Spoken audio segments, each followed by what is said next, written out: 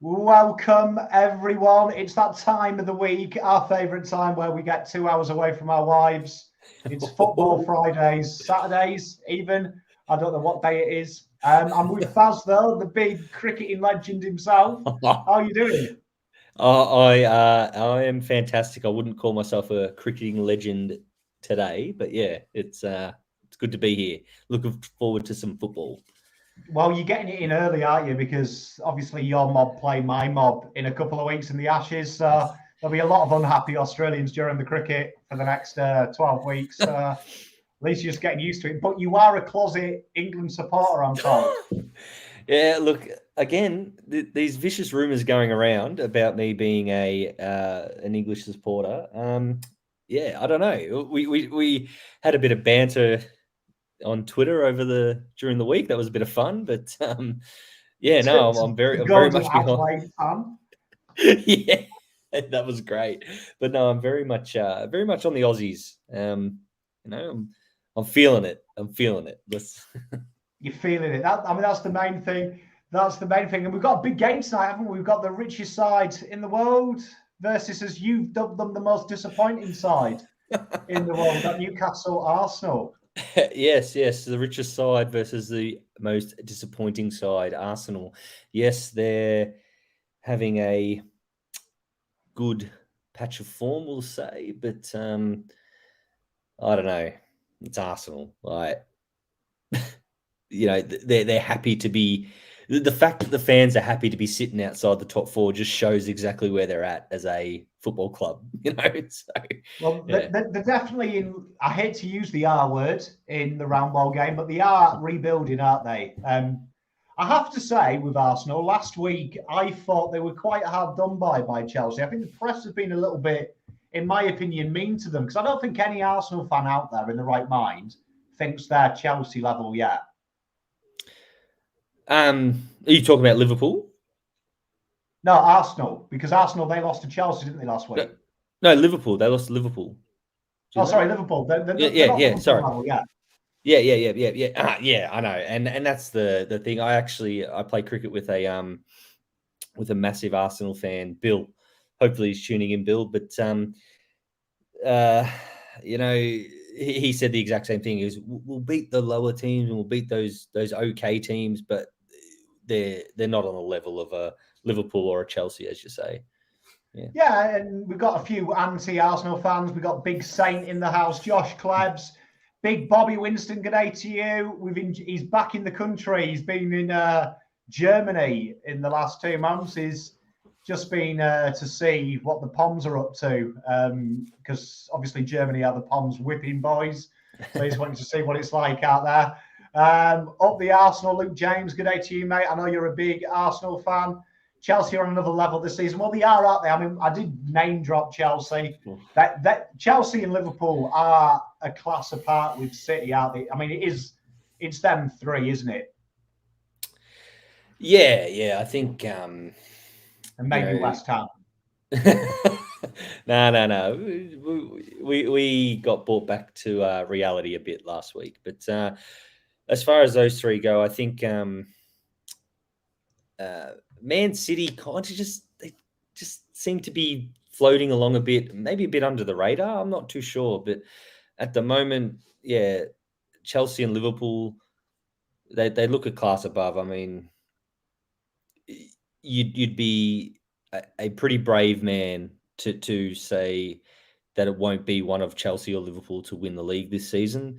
However, I think Man City, who are maybe just a fraction below them at the moment, but they can turn it on at any point. So to me, it's them three and then daylight, to be honest. Well, I mean, we say that. I've just actually checked the table. You guys aren't far off goals scored with City and similar, not too dissimilar goal difference as well. I mean, you're there and thereabouts, aren't you, the old West Ham? Look, big game tomorrow night. West Ham versus Man City. That could be the difference, really. But West Ham just did their typical, beat Liverpool, then lose to the Wolves. I fully expect us to get a result of some sort, whether it's a draw or not against Man City. I think we'll go well there. But yeah, I mean, I'm happy. I'm sitting happy. You know, we're into the final 16 of the Europa, finishing top of our group. So let's just sit there and. Rangers joined you, so hopefully the Yeah. tie in the knockout stages. A bit of Rangers versus West Ham, that would be a delight. Yeah, you messaged me that during the week and saying Rangers West Ham live watch. Imagine that. That would be lots of this going on. I'd love a watch along as well in the streets after. Yeah, because both fans have a bit of a reputation for a dust up. So I mean, I reckon the pubs post game will be eccentric. We've got Bryce. Good day to you. We know Bryce, a footballing icon in his parts. Arsenal, Chelsea, with a hint of Carlton from the both of you. Well played. So it's what we do. It's what we do.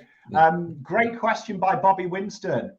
Mason Mount, is he the best central midfielder in the Prem? This is a great question. Great debate.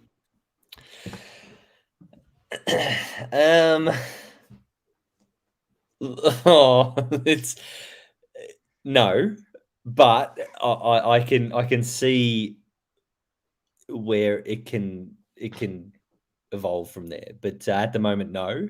But not the best. Are you saying no because you are a devout West Ham fan, and this would be me like praising a Celtic player? Yeah, probably. Look, he's playing some good football, but he's just give me a little bit more. Ask me in end of January, and then maybe. But yeah, in my opinion, the best in the Premier League at the moment is Bernardo Silva. Every game I watch of Bernardo Silva, I'm nursing a semi. I'll be honest. He does things I haven't seen since my wedding night, I'll say. Yeah. Well, Saying best player of all time is Son. Well, I mean, I hate to say it again. Well, why is everyone making us talk about our rivals? Because Mo Salah is probably, I'd say Mo Salah, I hate to say this, best player in the world at the moment on another planet. Absolutely. He is just next level, and the plaudits can't come thick and fast enough for him. He's just, it makes me sick, to be honest. But well, I mean, I hate saying it. He's a Liverpool player. Like, can't stand it. We respect quality here, so I can't stand it, but he is pretty good. He is pretty good. We got Lana. Good day to you, my lovely. How you doing? Everyone loves a semi, says Winston, except Tottenham, because that's usually when we get knocked out at a semi. So. Oh, bam! There it is. Sorry to you, Saint. I know you're a big Spurs fan. I have to say, in your defence, Son is probably one of my favourite players to watch. I love him. I do enjoy a bit of Son. Got us everything about him. Like, even I don't know if anyone's seen it on YouTube. It's going around him interacting with the players' kids. Yeah. I've seen it. Yeah. And like, I'm like, what a teammate. Do you know what I mean? Like, what a human being. Like, he seems a great bloke. Yeah, it's just a question for Saint. If he, reply with any chance you might beat these boys at some point. Come on. I'm getting sick of it. Yeah. It's actually too easy these days. Well, I mean, Landa says, how good's Jesse Motlop? She's loving him. Mwah. He looks good. I'll tell you what as well. Check out his Insta. He's gone out and crazy in the last couple of days. Love that. And his family have been posting heaps of stuff too. Like, it's great to see. I just wish the boy well. That's all. Just wish him well. And well, kick 10 first round. And if he doesn't, we'll hate him. Big Stuart McQuaid. We know he's a rival Celtic fan. It's Jack and Victor. How are you two buffheads? And where's Issa? We've locked her in the basement. Don't worry about it. I've never been better, by the way. Thanks for asking. Well, great to have you here. I mean, obviously, what are your predictions and those in the comments? What are you thinking? Arsenal, Newcastle? I'm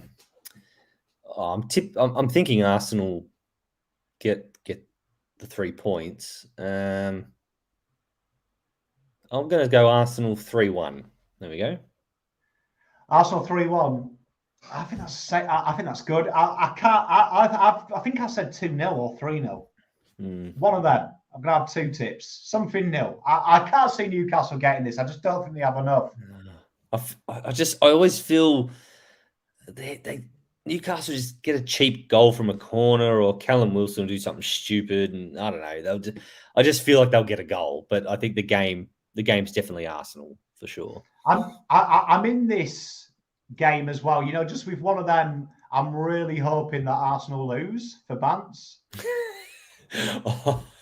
Yeah, look, I mean, you know, you asked for my tip as a, you know, just thinking with my head, but also I'm hoping Arsenal lose. Like, let's be serious. Like, I would love nothing more than an Arsenal battering, but also I think I'd like to see Newcastle get relegated too. So I don't know.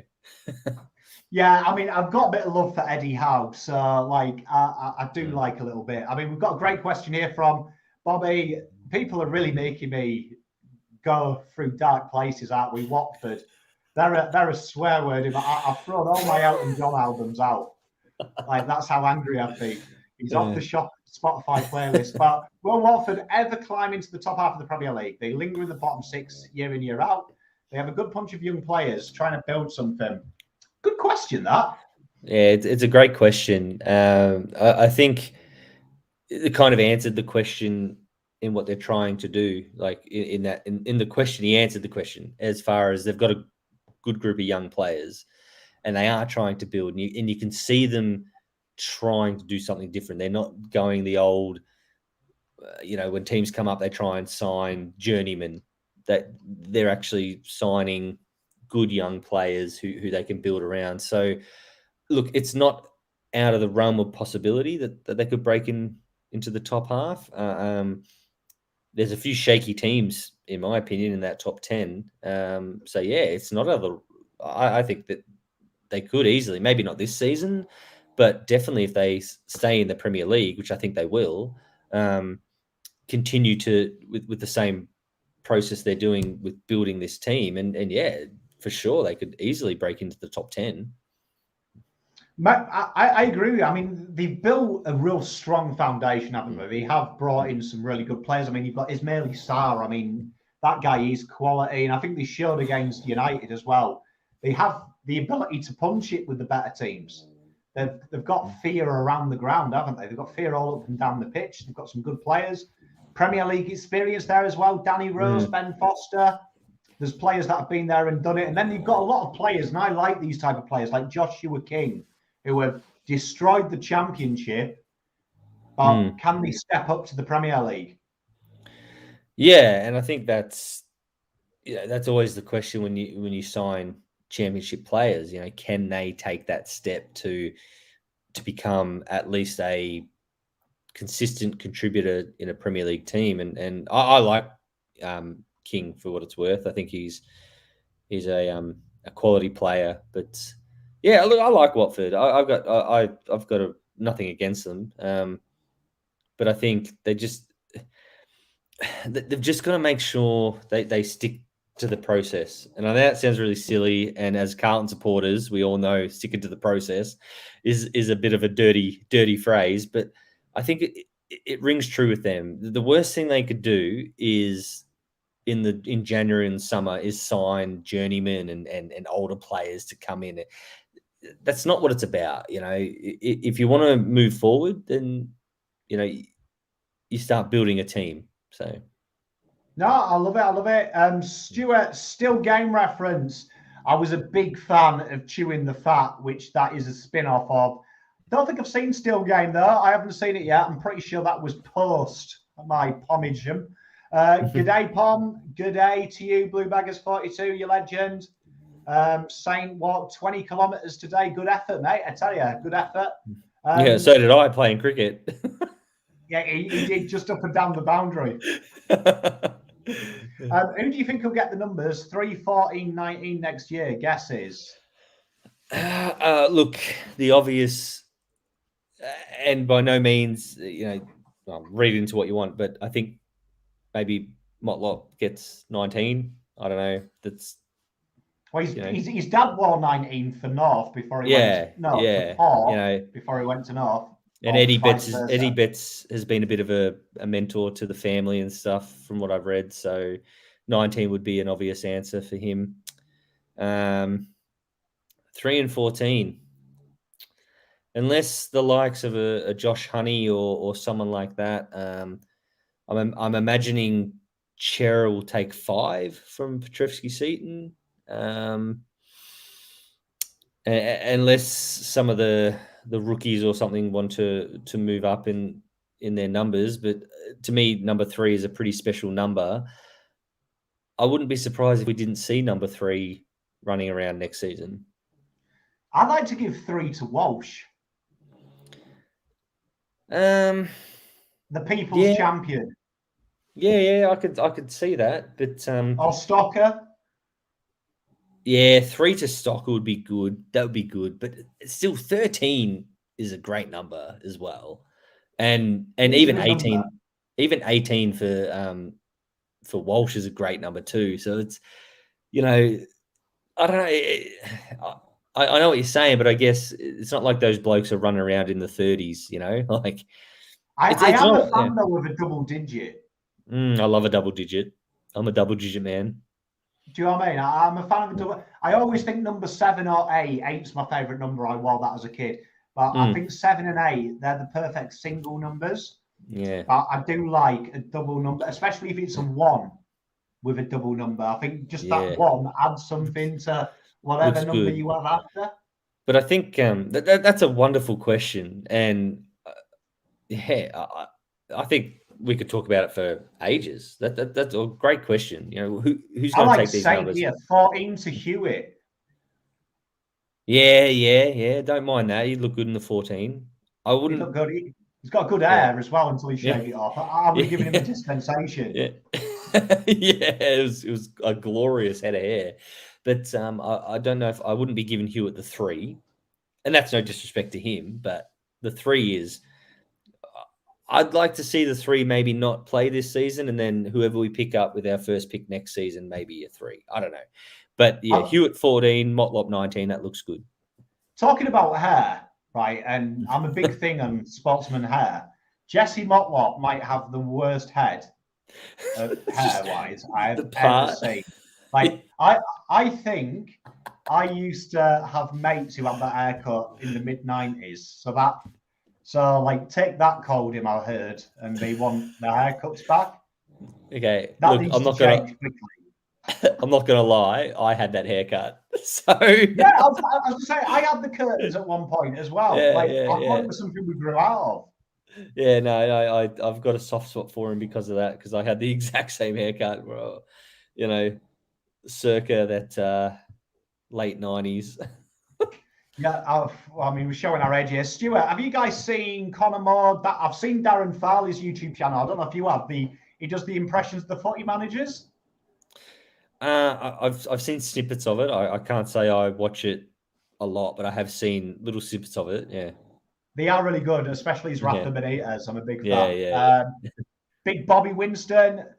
I watched his blog. For those who don't know, if you like travel blogs and some guy just going around watching sports events and getting wasted, Bobby Winston is your man. His YouTube channel, it's really good. He's been to Germany. He's gone to a lot of Bundesliga games. Are you guys familiar with Union Berlin strike? I'm always careful of these because this is where you drop the lymph jokes. Hey-woo and Womuli. Now, I know he's a real player, so that's all right. So, well done. I have seen him in my travels when I've watched old freaking Dortmund. Did he used to play for a Premier League side? Yeah, I'm not too sure. The name rings a bell. Like, I've seen him in the Premier League. Yeah. I'll look it up now, but I have a feeling it's like Liverpool or Chelsea, one of them. That's my bet. Yeah. It's a good. I love these questions. I actually love them. So you can come again, Bobby. You can come again. Leave Walsh at 18. Lana's favourite number is 8. Honestly, if you wear number 8, that's where it's at, man. Number 8, Trevor Keogh. Yeah. Love an 8. So he was on Liverpool's books, but he never played a game for him. That's a great call. That's a great get by you, but he never played a game for him. He was on their books from 2015 to 2021, and was just on loan to Frankfurt, NEC, Ghent, Mainz. Yeah. Jesus. So He's been around, hasn't he? He's only 24, so I guess. Jesus, 24 years old. He's been that many. He's the Kim Kardashian of the soccer world. He loves it. Jesus. Well, I mean, that great question, Bobby. Did he impress you? Did he stand out? I do think I've seen him play against Dortmund, little Nigerian dude. So bit of pace on him. Germany's the new breeding ground, isn't it, of football? It is, and I think a lot of these clubs are looking there, and I think teams like Newcastle, with all their money in January, I think they'll be looking towards those types of leagues to try and get players across. It's a good league. It's a good league. There is some, like, I watch a lot of the Bundesliga purely for my affinity with Dortmund. I love watching Dortmund play, and they're going through like a little bit of a micro rebuild, you would say, because it looks like half of their players are going to gap it, aren't they, in the next couple of years? But it's really interesting how that league is really ploughing time, isn't it, into the youth of today. Like, you've got some fantastic players in Germany. Like, you've got your Mullers, your Lewandowskis, your Neuers, your Kimmiches that we all know, your Haalands, obviously. But then there's some real young talent that, like you say, like there's that Unku who plays for Leipzig. He's killing it at the moment. And like you say, I wouldn't be surprised to see like your Newcastles go after like your Ginters of the world and things like that. The young players that are really showing a little bit, because let's be honest, the German league isn't big. No, and I think I spoke about it last week when I said that Newcastle fans, if they think it's just going to happen like that, it's not. You're not going to be able to attract the big Premier League names now. Like, no one's going to want to go to Newcastle for anything other than a massive payday. So what are they going to do? They've got to look at these leagues. They've got to look at the German leagues, the French leagues, and try and find some players in those leagues that, can or do want to come and play for Newcastle. So, I know I went a bit off track talking about Newcastle, but I think the point remains about these leagues being, maybe not quite up there with the Premier League. No, I'm with you. And I think they've got to be shrewd. They've got to be shrewd, haven't they? Like you say, you don't want a load of players there, 31 years old, on 200K. No, exactly right. Exactly right. They could easily fall into a trap. Easily. Lana's sticking up for Jesse. He's a total dweeb. Give him time. He needs to shave that lid off. Honestly, like, if you're watching Jesse, shave it, mate. Shave it. Well, getting to 2021. Ross Ditchburn and Wayne Blackwell wore number 8 as well. Blackwell was born in England. Well, the UK and Carlton, the twins. Did the lovely Mrs. Pom Mrs. Pom enjoy your birthday? She's a legend. Are you sure she can't be converted? We got Aaron Hammelback. She's dead to St Kilda. It ain't happening. Honestly, I've tried. She did enjoy her birthday, though, namely because I probably spent about 8 hours of it on a live. So she got to enjoy it with her friends and family. But she had a really good birthday. Thank you for asking. Hands on heart, the Germans give the best fan experience. I've got to say, I've been to a few Bundesliga games, and as much as I hate the Germans, they do any public gathering really well, with the exception of 1933 through 1945. Yeah, not wrong. Yeah, not wrong. It's a great goal. Yeah. but it is, honestly, if you ever get a chance, and the Aussies watching, go and watch a game. It's real cost effective as well. The Germans are crazy. with their pricing as well, and they are a good crack. Like, So much. if you want a good laugh, though, mention the war and just see what happens. And I promise you won't get abused. Just watch what happens when you mention the war. It's one of the best things you can ever do. Yeah, they certainly cheaper to go there than an England game. That's for sure. That's for sure. Oh, yeah. In the England game, make sure that you only book one less flight home because you'll be farming up one of your kids to go to a game. Oh dear, oh dear. Big Mozzle, good day to you, my friend. Good day to you. We got demonetized, actually, one of our videos the other day because I think I swore. And I think the subject matter today, I'm going to get another. We've removed some of the advertising recommendations for content. Oh, really? It's me. I'm bad on a live. That was their peak. Tell you what, the peak. Germans love it. The Germans love the banter. Check out Farley's latest impression of Brendan Rodgers. I'll definitely check it out. Is Zlatan in the discussion for top 7 strikers of all time? Oh, God. He'd be close. He'd be up there. Yeah. Look, I think when I get into these conversations about best strikers or best players of all time, I can really only go from what I see and what I've seen. It's hard for me to make arguments for players I've never seen. So as far as Zlatan goes, I mean, to me, 100% top 7. He'd be top 5, like top. He's from what I've seen. So, but you ask a generation above me, they might say differently. So, I don't know. Mate, he's elite, and I think the argument. You see, the argument I get with these, who's the best player of all time? People start going at what they win, but teams win things. Like I think that you can have a separate argument about what a player's won. I know that's the big knock of Ibra. Like, what's he won? Yeah, he hasn't won quite anything exciting, but he is a top quality striker. Yeah, that pisses me off to no end. And apologies if we get banned from some person for me saying it pisses me off, but it pisses me off. I've said well worse. Yeah, like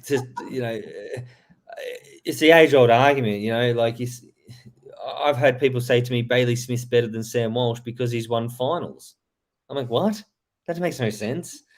Hodge is better than Judd because he's won more premierships than him. Turn it up. It's the same deal with this, By that logic, to me, it just makes no sense. But yeah, he's definitely up there. To me, Henry, Cantona, the list goes on. There's been some bloody good strikers, but he's definitely up there.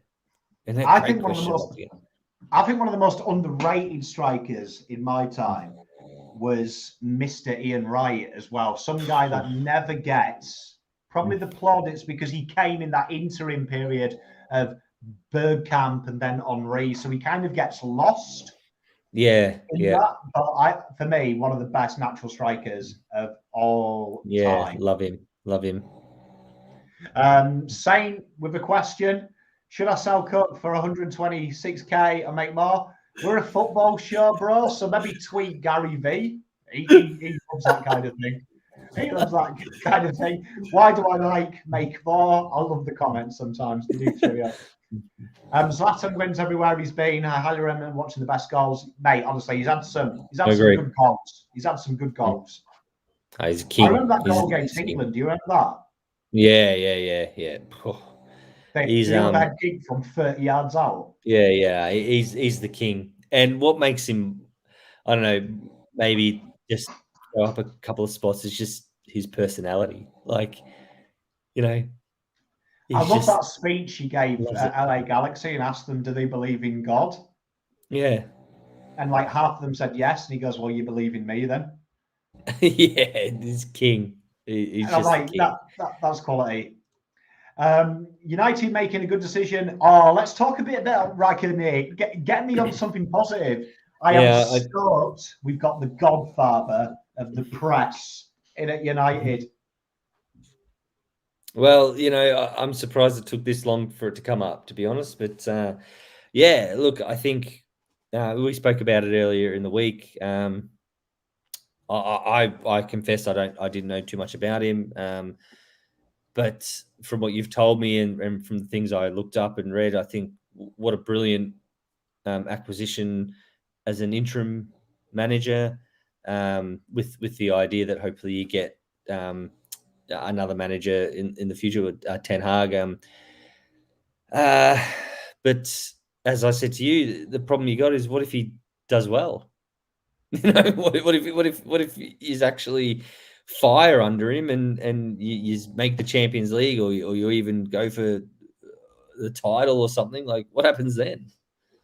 I mean, it's a tough one. I mean, the one thing I think why I liked Ragnick at the start was purely because he seems focused on the back room. He wants to go into more of an overseeing role. Like he's really like I was listening to an interview with him the other day, and he's getting a lot of enjoyment of passing his knowledge on, not the day-to-day pressures of coaching. So I think it's the perfect thing because I don't think he wants a 2, 3, 4 year contract. He wants to just play the game and oversee. So I think he's the perfect guy, in my opinion. I'm sure we'll talk about it as they take the knee. Should John Terry come out of retirement and become Carlton's next captain? As a married man, I probably wouldn't want him around there. Actually, for those out there, follow John Terry on Twitter. His Twitter is outstanding. Yeah. It is outstanding. He loves it. He loves it. Well, Eddie Howe's back. It's his first game. He's been cleared of COVID. He was shaking hands. Yeah, well, Eddie Howe, look no further than probably the two biggest fans of Eddie Howe than you and I. This is his fan club. This is his. Yeah. I love him. I absolutely love him. Bold move taking the Newcastle job.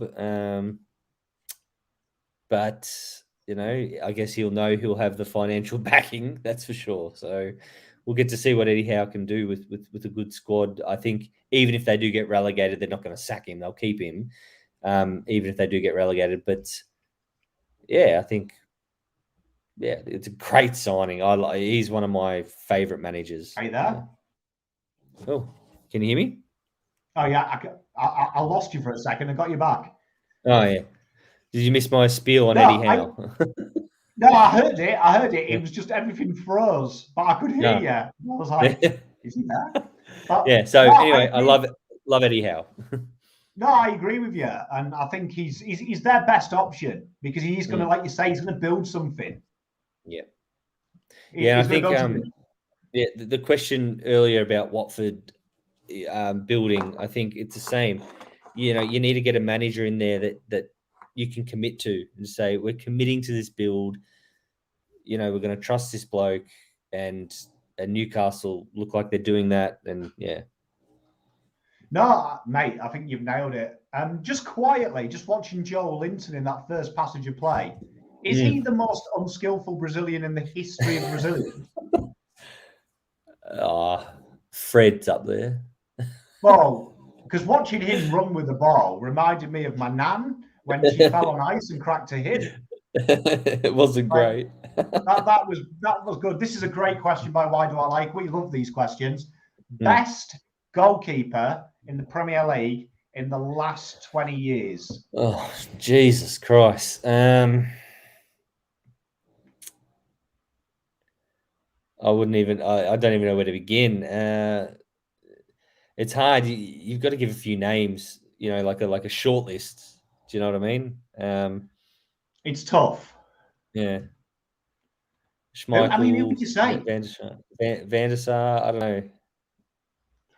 I'd hate to do this. You see, I think the obvious one would be someone like Seaman or Schmeichel. I think Van der Sar was up there. Peter Cech.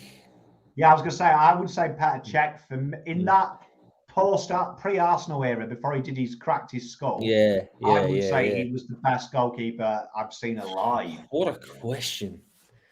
Jeez, we could almost do a whole show on that. Yeah, there's a few in there. You know who else you'd have to have up there as well for longevity? David James. Yeah, David James, what a player. Yeah. Because he played 300 odd games, which is tough to do at elite level. Like weird lid, but he was fairly solid back in his day. Do you like your boxing, Fazz? Look, I can't say I'm not an expert on it, but I'll watch it. Yeah, but I wouldn't call myself an expert. Well, I mean, the Northern way is if you have a beer in a pub, you're probably an expert on boxing. So, I mean, Yeah. you see, this is a weird one, this, because I am against YouTube boxing. Absolutely hate YouTube boxing. I think it's a mockery. I think it's taking the piss out of people that work hard at the craft. But having said that, Fury should win this. But Yeah. there is a horrible feeling in my head that he doesn't win it. Yeah, I'm thinking. Yeah, I think Fury will win it, but again, it's not from any position of expertise. Put it that way. Like I can just see Jake Paul winning it, and it's like the worst thing to ever happen in life if he wins. Yeah. But Yeah. Jesus. Yeah. I believe in our saviour, Sam Walsh, to win 10 back-to-back Brownlows. Got a chance. Oh, don't mind that. Don't mind that. Saying, is Son the best goalkeeper, or were you saying best striker? Do you know what I mean? Peter Schmeichel says Bobby Winston. It's a great shout. It's a great shout, but I just think he had the best defence in front of him, which knocks him points down. Yeah, it was a bloody good keeper though. But yeah, I think, I guess this links to that Zlatan conversation about, do you look better in a team that wins more? And the reality is, yes, of course you do. But yeah, it's a hard one. Yeah. It's a tough one, isn't it? Like it is a tough one because we have been privileged in our time to do it. Yeah, look, I think Petr Cech. I don't know. For me, when the question first came up, the first person I thought it was Petr Cech. So maybe that's the hill I'm ready to die on. I don't know. No, you see, I'm with you. I just thought Cech was probably the most dominant. I remember. My favourite is Van der Sar in a footy game in heaven. Was spotted running around in a number 25 count jump. The question was asked, "Hang on, isn't he still alive?" And the response was, "Don't worry, that's God. He thinks he's Favola." I love it. I love it. Didn't Jezelenko wear 25 as well? Apparently so. But yeah, might be an argument there, right? Yeah. Jezza or Fev. Well, I get it. It comes down to that. Who did you see? And I never saw Jezelenko play. So, actually, a funny story. Me and my old man and my uncle, we nearly got to blows on Christmas Day once. I think I was about 19, so I was drinking on Christmas Day, and I was like, "Yeah, Fev's better than Jezelenko," and I think I nearly got to blows with my uncle. So, yeah, that's quality. Is it Christmas if you don't fight with your family? No way. I'm making a list. I've got my notepad making a list of who I want. Yeah, here it is. Who I want to go on Christmas Day. There it is. Mate, I remember the conversations in our house as a young teenager, and they always got fiery about 6 p.m. in the afternoon when the men had had a few beers, and the subject came to who was the best player in the league, who was the best player ever seen. Happens all the time. I remember my pop and nan used to argue about who's the best player we've ever seen, and it was between Dennis Law and George Best, and that would get very fiery. I love it. I'm just going to write Nan down because I just remembered she only gave me $20 for my birthday this year, so that's just bold short. Yeah, so come on, Nan, step up. We'll I'll bring that up Christmas. Well, the first 10 minutes just ticking by. Not much happening really either way. Is it Arsenal doing what Arsenal do, controlling the ball, and doing not much? Yeah, it's probably going the way I thought it was going to go. Newcastle are probably just waiting for a moment that, a break or something. And yeah, he's got away with it. Oh, he hasn't. I was going to say, Callum Wilson there just reliving the WWF. Yeah, it just drags him down. But yeah, I think that's what Newcastle are waiting for. They're waiting for that break, waiting for, you know, the opportunity to hit them on the counter. But I think it's definitely going to be an Arsenal game, and whether they can take advantage of it, I don't know. We'll see. But so far, it's been a good 10 minutes. But I've really loved the questions so far. They've been good, Bobby. Pom, weren't you wearing a Richmond jumper with a Latin? I do remember the bet, but I can't control COVID. I'm Dan Williams, not Dan Andrews, but I do owe you a video in a Richmond jumper. So I'm a man of my word. I've done the Collingwood forfeits. I've done the Essendon forfeits. I will begrudgingly wear your heap of shit jersey and have a latte. It's a shit jersey, by the way. Do you know what I mean? But I can't. And COVID happened that time. I wasn't allowed out of my house. So COVID, but COVID is going evidently, but it's also coming back in South Africa in a big way. Can't wait for this super COVID virus. Yeah, Omicron, bring it on. What a name as well! It sounds like an Icelandic centre mid. Yeah, that's what I said. Omicron's invading Oz. I'm like, hang on a minute. But you can have that here. That's a Fazz quote. Omicron, bring it on. We got you. I can't wait for Harold's son when we have the first cases. Yeah. Tell you what, great movement through the middle. You see, this is my new annoyance in modern day football, right? Wingers who just throw the boot through it. That was. Like, what's he doing? I mean, they got the corner, but what's he doing there? Like, what's he trying to do? That's what I want to ask. What are you trying to do?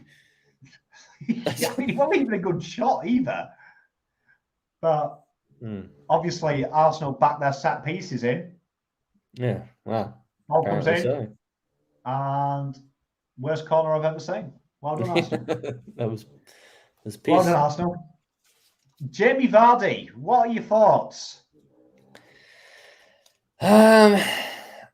He's still got that little piece of quality, but I think he's starting to show the every bit of the 33-year-old or whatever he is now. Unfortunately, because I love Jamie Vardy. I'll be the first one to put my hand up. He is one of my probably all-time favorite players to watch in the modern era. But I think we're starting to see him, maybe, fall down a bit. I mean, he still banged them in, though, hasn't he? 7 goals, is it, for the year? 6, 7 goals? And I think, and that's the thing, like, I don't know, I feel pretty stupid saying what I just said, but he has been banging in, but I just don't think it's I don't know, it's just not the quality that we're used to from him. Like, he just seems to be, I don't know, it's hard to explain, but I just don't think, what is he? He's definitely lost. He's losing yards of pace. Yeah, so he's 35 in January. Yeah, so I mean, he's still a quality Premier League player who's going to score goals, but I just think we're just starting to see the decline. That's all. But yeah, and he's still banging goals. It doesn't help when your diet's 24 Red Bull and Durries either, does it? yeah, maybe cut down on the 10 pints on a weekend. But hey, I mean, that's what my cricket coach told me too. But anyway, here we are. He's an enigma though. He's old Jamie Vardy. I love him. We need a chant for Jesse Motlop. By the Watchalong start up, don't worry, there will be a chant. I've just got to get it sorted. Motlop's quite hard to fit into a chant, so that will require a bit of pleasure. If he doesn't get a haircut, surely mention that. Yeah, we'll do that. I think we'll mention that whether he's good or bad. And Big Higgsy, good mate of mine, Higgsy in real life. I'd like to point out that I put the arse in Arsenal. Love it. I love Well, it, Rowan. someone's got to. I love it. Yeah. Spammer123 says, hello. Hello to you, my friend. Honestly, lads, what's a pass mark for Carlton? Granny. if we're not jumping on cars down Lygon Street late September, it's a fail. If I'm not petrol bombing Punt Road after winning a final, that is a fail. Now, I'd definitely say A. A is a pass mark. Yeah, look, I think it's a dangerous question. It's a dangerous question. Obviously, we're watching the round ball with Carlton questions, but that's great. I love it all. But I don't know, at the risk of making enemies here, to me, I don't think you can put a arbitrary number on what's a success or what's not. Obviously, finals would be great. But I'd just like to see, and this sounds pathetic, but I just improvement. Just I don't know. Even the games we won were just piss. Just beat Richmond round one, and then cool. Let's start talking. Beat the teams we've got to beat. And we can't lose to Richmond because they are a shit show at the moment. Yeah, and the rest will fall into place. But I don't know. I can't put. If we finish 10th, for example, and a percentage out of finals, then it's not a fail, but it's like, I don't know. Yeah, maybe I'm a bit soft, but mate, I just want to see it. If we don't make A, the gloves are off. The gloves are off. Pommel snap. I think you're right. Here we are. Spammer, Man United, the best team in the world. Ronaldo is the GOAT. Spot on, my friend. I love Ronaldo. Man United to destroy Chelsea 3-0. Oh, please. I want your faith. I would love that. I want your faith. I want your faith. Ronaldo hat-trick, he says. Love it. The end of the motlop rhymes with pop, slop, crop, bop, top as a head, mate. And you've given a head start. You added a pun in there as well. I get my notepad and write them down. Well, I mean, the ball came in, then. Ball came in, and we saw Saka there. Yeah. Saka has the finishing of the guy on death row, evidently. What else is new? That seems to be the trend every week. Just players not being able to finish. But it just actually, I'm going to ask you a question, put you on the spot. I mean, am I going to be, am I just your round ball friend, or am I going to be invited to some Carlton things, or what? Like, of course you are. You're a real fan now. I'm only pulling your chain. Of course you are. I love your fans in and out of football, my friend. In and out of football. Love it. I do cause some trouble, but yeah. Question: in the EPL, what would be the funniest two players to fight? Look, the obvious ones, you go Joey Barton. I don't know if that'd be funny, but Joey Barton, Kevin Nolan, only because they're good mates. But funniest players to fight. I'd like to see Sterling. Yeah. I'd like to see Sterling go up against Ronaldo in a battle of the floppers. Can we go past players? Because I'd like to see like Peter Crouch versus a Sterling or something. That big 6 foot. How good would Peter Crouch versus Kante be? Yeah. Yes. Yeah. Just I wouldn't mind seeing that. Just a bit of a What a ball! Arsenal here. How have Arsenal got on a break and no one back and everyone's back? I don't know. Look, I don't want to be the bearer of bad news, but I'm feeling a 0-0 here. There we go. What, free kick 5 yards out of the area. You should be totally fine here, I tell you. I was never a free kick specialist, but I reckon I could bang this in. Don't worry. I blocked Spammer because he was just saying all the time. So I don't know if he's had a stutter translated into the chat, but no time for that round here. Mozzle, yeah, we blocked him. Don't worry, mate. You know, what I think is weird about Arsenal is they've got all this talent, but don't you find sometimes it's like they have the ball for ball's sake? I think they've got really good young talent who think that as soon as they pull the Arsenal shirt on, they're Thierry Henry, and they think that they're a little bit above themselves, if that makes sense. I think they've their young talent is fantastic, but I think they just need to just come back a peg and think, okay, make my own career rather than pretend I'm something I'm not. I agree with you. Well, I mean, they've got this free kick. We're going to see. I mean, they spent a lot of money on Odegaard, didn't they? Which isn't a lot of money in today's game. Partey's over the ball too. Oh, save. Oh, it's a great save.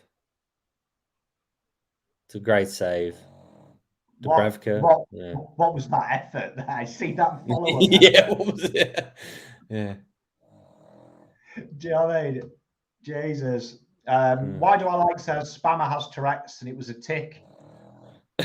Yeah. We got your mate in chat, Big Corey. Yes, Corey, mate. I've been waiting for you. I texted. I texted Mitch earlier and said, make sure you tell Corey we're doing the Arsenal game. Get on, and he said, well, he's going to be on the beers. And I said, well, you know what? Tuning in to Pommy and Fazz is better than being on the beers, that's for sure. He's inferring that you're still a Pommy. Is he really? Oh, mate. Bring it. Honestly, I reckon the rumours are true. Fazz is a closet Pom. Yeah, no. Did you see what John Fury said about Jake Paul's missus? Oh, yeah. He said he'd bend her over after the fight. Are all gypsies that aggressive and straight talking? The straight talk. My nana was a gypsy. God bless her. So they're not. They are aggressive, but I think John Fury is an anomaly. They are straight talking, but genuinely they have a lot of respect. Well, her side of the family did. So I've always liked them, though. I've always liked gypsies. Dom Akui will be the next Elia. I love that call. I'll rate that call. Great call. So we've had the set pieces. Yeah, it's like I said, I didn't want to be the bearer of bad news, but it just feels like 0-0 because it feels like it's going to be a 0-0 because I don't know, Arsenal just are lacking that killer ball in the final third or whatever. It feels like when you watch Arsenal, they have the ball, though, for having the ball's sake. It's almost like in their mind, possession is everything. It doesn't really get used, does it? Yeah, that's modern football, isn't it? You know, that's just it's the Pep game, you know. Have the ball to have the ball, but I don't know. I'm not really liking it, to be honest. It's Saka's cross there. What was that? Oh, it was putrid. So it's weird how crossing has left the game of soccer. We say it every week. Yeah, it drives me insane, to be honest. Any moron can, cross the ball from a corner, for example, but in play when the ball's moving, they just seem to struggle big time. And I don't know. It's progressively gotten worse, but I don't know when you can pinpoint the exact moment that it turned to shit. I think everyone wants to cut inside, don't they, now, and score goals? Yeah. Well, I mean, Arsenal have done brilliantly here at managing to overhit the cross and keep the ball so everyone keeps having a cross. It's been entertaining to see. Not wrong. Here we are. Fazz. Horry refused to get on the beers with the boys. If they ever have a son, I'll introduce him to you and not Mitch, I reckon. Look, you could do worse than introduce him to me. I'm a very well respected member of society, and as far as Horry goes, Mitch, poor form. I sent him a message before. So what are you doing? It's about 8:30. Oh, he's watching a movie. I'm like, watching a movie? Come on, mate. So yeah, no, Corey, you're the man. You are the man. Saint giving Alir some banter did stop Waitering getting in the AA. It did. Eric Ridiculous. Shun, one of our favourites around here. Arsenal are so tin pot. I agree. Fantastic. Great call. Do you think Arsenal needed? I think Arsenal do lack a creative midfielder. Yeah, I agree. I agree. Like, because I think Odegaard's just not it. They just lack so much, though. It's not just that. They just, and I know that they're in some good form and they're moving up the table, but they lack it. They lack a striker as well. I mean, Aubameyang and Lacazette off the bench, is that really the answer? I don't think so. But yeah, they lack that creative player behind the front three, or as a part of that, maybe front four. I don't know. But yeah, they do need, of course, a type of player, but who doesn't? I think they're not far. What I do like is, even though this game style I don't think is the most aesthetic, like I wouldn't watch an Arsenal game out of choice. He says as he's watching an Arsenal game. Yeah. Look, in our defence, it was only because it was the early game. You know, we don't make the fixtures here. But it's not the most aesthetically pleasing, but I can see where they're going with it. Yeah, and I think it will be successful. But I just think they need two or three players. Well, they've got to back the build, as we say. You know, just again, you just know Arsenal will try and sign. You know, they'd probably try and sign Pogba. You know, for example, like they'll just try and sign someone that'll you be like, that's the stupidest thing ever or whatever. And I don't know. They just got to back their young players, back them in. No, I agree with you. And I think they're doing that. And I do love their back four. Appeal for a handball here from St. Maxim, which they are checking it upstairs. But if they give that as a handball, he'd be stiff. That's mental. Stiff. Yeah. Let's have a look here. Mozzle, Arsenal need God, says Saint. We love the Spurs fans. Corey, get Odegaard on. Free header over the bar. I think he's on. He's on. That's the problem. Yeah. He's not doing a good job at the moment. North Express, good day to you, mate. Baggers. Corey giving you some banter. Fazz, smoke from West Ham. Might as well be Villa. Yeah, well, fair call. But who's higher on the table? Bring back Charlie George, says Stuart. He was a hell of a player, Charlie George. 71 Cup final. Great hair. We love hair around here. Thoughts on Steve? Oh, fuck. Why is everyone picking on me? Thoughts on Steve becoming manager of Villa? It hurts. Especially the fact he turned him into prime minister in Milan last week. They looked awesome, didn't they? He will kill it, I think. I think he will kill it. He's a very good manager. And Villa look like they're taking to what they're required. So, yeah, very, very solid coach. Best of luck to you, Stevie G. Yeah, look, I think it was a surprise. For me, it was a surprise, but they looked good last weekend or the weekend before, whatever it was. They did. Like that last 20 minutes, they look schmaking. Yeah, they look. Prick go mental on the sidelines when they scored. It I could imagine. Colin thinks Arsenal will try and sign Sterling. Yeah. No, yeah. I mean, it's not a bad call. Might as well get another winger who can't cross. Yeah, it might be a good get for him. Yeah, no, good call. Good player though, is Sterling. Yeah, I like him. I think he gets from other people. Yeah. There we go. Goodbye, Fazz. Good luck with the stream. Someone has to support local Unica business. Echuca, a town near us. north of here. So Corey's obviously going back out on the beers. So good luck, Corey. Stay safe. Good luck, mate. Great of you to come in and give some banter. Yeah. Mozzle says Arsenal should sign Fred. I mean, I'll drive him. I'll fly to England and drive him down if you want it. I tell you, I'd be quite happy to do that. I'd be quite happy. What are you drinking, Pommy? Just to prove to everyone, it's tea. My wife brought me tea. Oh, could you bring me tea? Oh, Just show me! Oh, he's hit the crossbar. Is that Voldemort. Voldemort hits the crossbar. I think is that a save? No, that's a save. That is a save and a half. And I've got him in my goal in fantasy football because I'm genius. So thank you very much for the points, Ramsdale. Tell you what, Ramsdale, one of the best keepers in the league.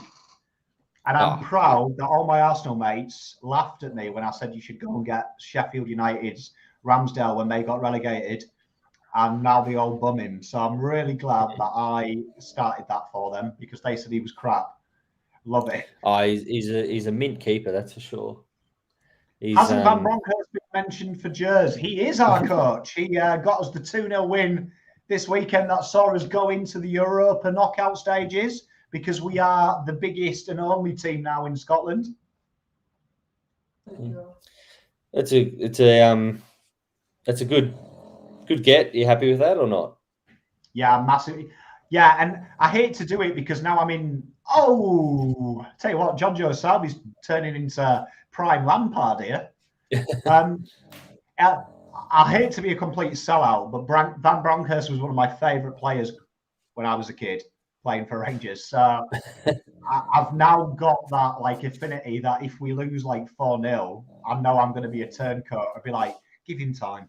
Give him time. It's well, he got you to the Euro, so as far as out of the group, so big win. This game started to open up a bit, you know. It started to open up after we've slated them. Everyone's giving me a geography lesson. It's near the north border. What a really weird name. I've heard of it. Chuka. Just that doesn't work with my vocabulary. Yeah, no. I know a Chuka well. So, can England win the World Cup in 2022? No. I don't know. Yeah, I think they can. They'd be one of the favourites. They'd be one of the favourites, wouldn't they? A lot's got to go right. I think you got to get on the good side of the draw. There's still plenty of bloody good teams, and teams are just improving. But at this stage right now, I wouldn't be banking on it. But you never know.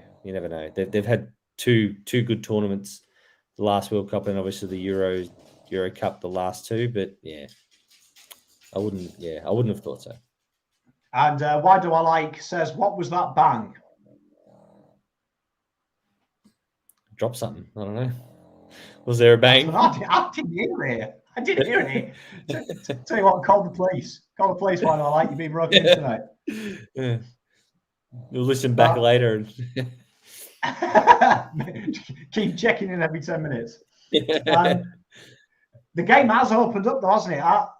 Newcastle were taking it to Arsenal, and Arsenal look like they've come out of the shells.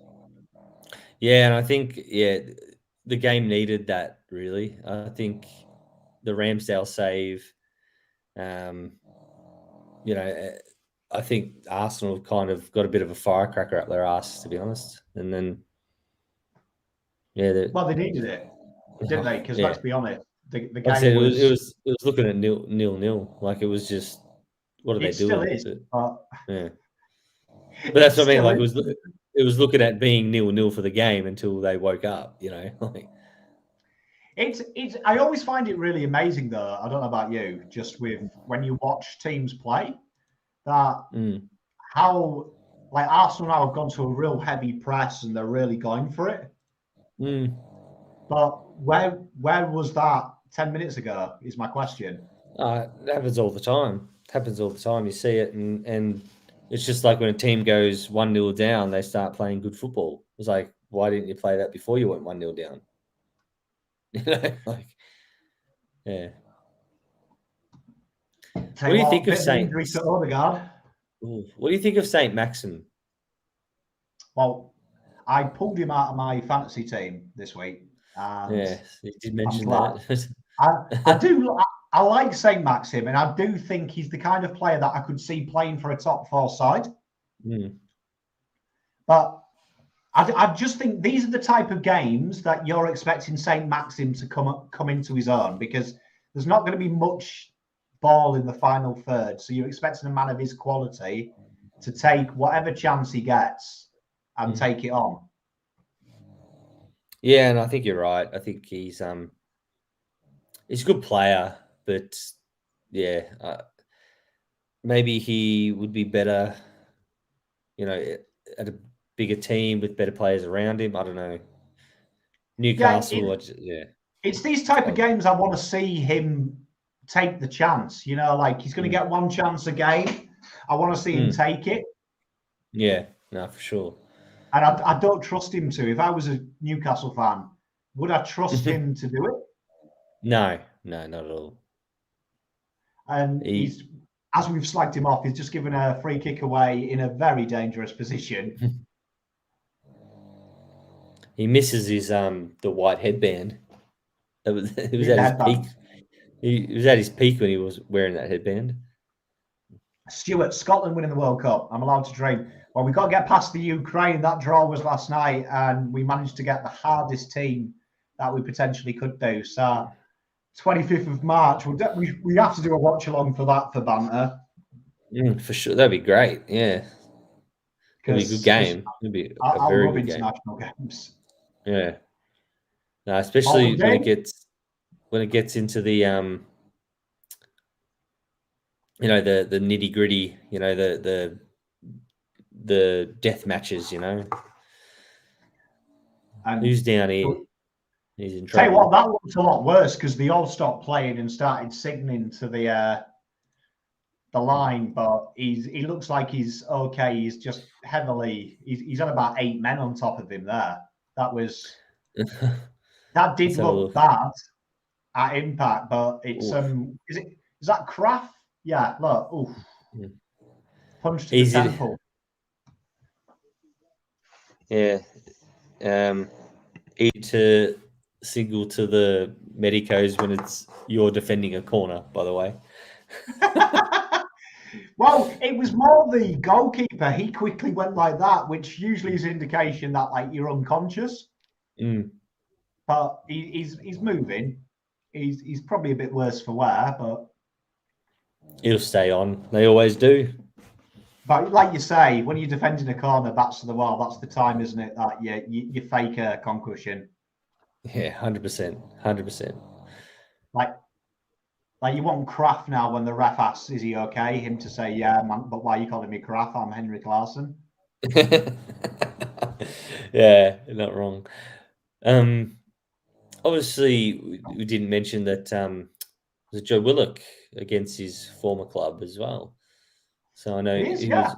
Yeah, so he's at. I know he was at Newcastle on loan last season, but the full transfer going through. So big summer signing for them, wasn't it? Yeah, it was. I remember. I remember the bit of the backlash because Newcastle posted, "Oh, big signing," or Newcastle fans like, "Hang on a minute, we had him last season. How can it be a big signing? A bloke that we had last season." So, yeah. No, mate, he's a good player though. He's a good game. Be interesting to see because first 40 minutes you are seeing they're a little bit more compact. Newcastle under how they look like they're willing to break out quickly, which we haven't seen from Newcastle this year. You're starting to see them hallmarks of them, i.e., of the Howe game. Well, I think a team who's sitting dead last on the table, you just want to see a brand. You want to see something a recognizable system, and I think that's what Howe will bring. Whether it's enough to get them to survive is a question. We won't know for a couple of months, but I think They actually look like they've got a system that's recognisable and yeah. I'm with you, and like Callum Wilson, evidently, I don't know what's going on with him, but that was the most petulant foul I've ever seen. He's pissed. Have you thought of putting anything else behind you? We have the same picture for the whole month, so we have got a JSAS one next month. But well done, why do I like? Everyone who comments goes into a draw to win Charlie Kerno. So in 3 days, Charlie Kerno leaves me, and a new one will be there, chance to win it. So comment away, and you will be in for a draw to win that. But if you want to buy one, pommysportsalmanac.com.au. Get your hands in your pockets. Love it. Get your hands in your pockets. How can I get 65 subs before the end of the year to get to 500 subs? Just keep plugging away. That's what I did. Just plugging away, my friend. Consistency. Mozzle. We need to pick a team to rebuild. Leyton Orient, Sunderland, or Sheffield Wednesday. I'd go Sunderland. Yeah. One of the old boys. Yeah. I think that state's pretty good as well because you got a bit of cash as well at Sunderland. Play with, mate. Yeah, get some gems. Who do you support, Stuart? I'm Liverpool. He's already answered you. He's a Liverpool guy. He's my mate, Stuart. What else have we got? Charlie needs some mates. Yeah, we'll have some. Don't worry, we've got. I think it's the Silvanis. Is the Christmas giveaway? So yeah, you'll have all the Silvanis. How's he missed that? That was the worst. That was the worst miss I think I've ever seen. Ever. I'm pretty sure Mbangiyang was on the line. Let's have a look at this. It's good header, good save. He's kicked it into the post. He is on the goal line. A yard out, and he's kicked that into the post. The worst miss I've ever seen before that was Kanu, right? When he managed to blaze it over the bar from the same position. And Mbangiyang has just done that. How? You see that? That solid kid in the background. He said it all with his face. That was the worst miss I've ever seen. The header before was absolutely supreme as well. The power he's got on it, he's done well with that header. But the header and the save were first class. The finish, that's harder to miss than score. You know what's weird is no one's near him as well, so it's not like there's footsteps or someone in his miles away. That is ridiculous. And you know, it couldn't happen to a better team. Well, we love it. Why do I like? We love it, mate. Thank you very much for supporting them. Well, everyone loves Charlie. Where's JSauce? JSauce is ready. He's here.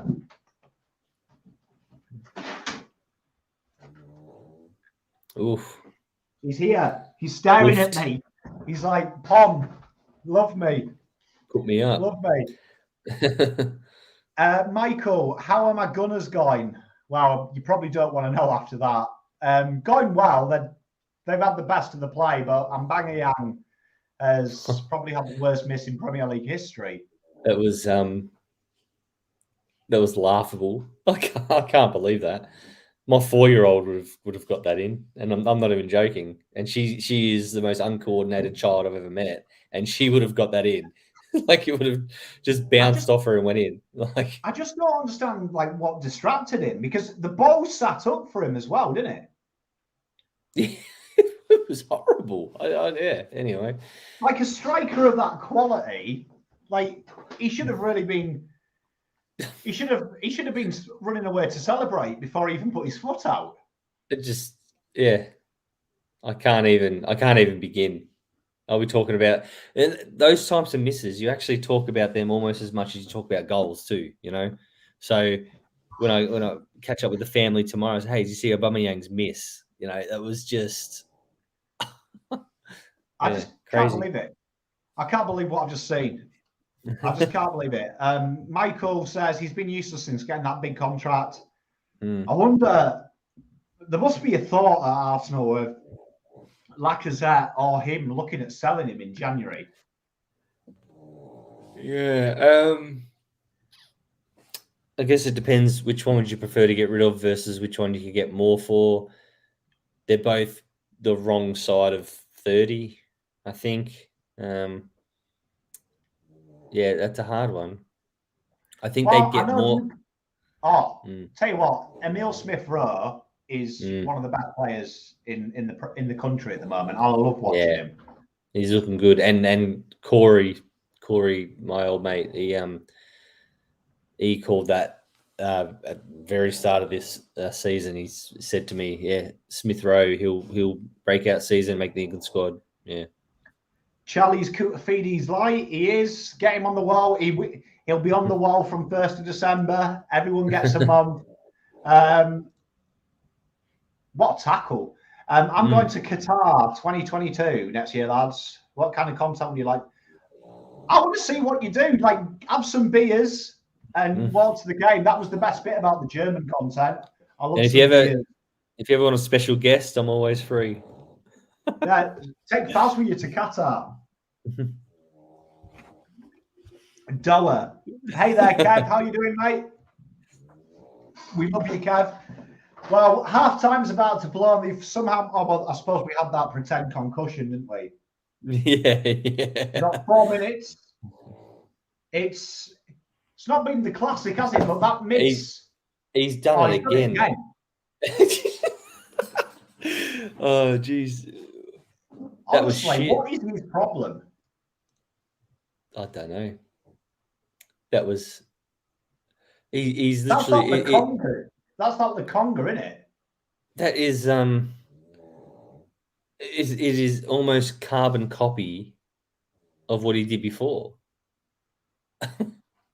What's unbelievable about the conga is like they're spectacular shots as well, aren't they? They're like the shots that go in one a career. Yeah, and he's attempted 2 in 5 minutes. Yes, you're right. You'd be lucky if you scored one of them in your lifetime, and he's gone for 2 of them. Yeah. Oh, absolutely bizarre. Well, I mean, I suppose if you're missing from the goal line, like Odin Banger, you might as well try and score a worldie. Yeah, not wrong.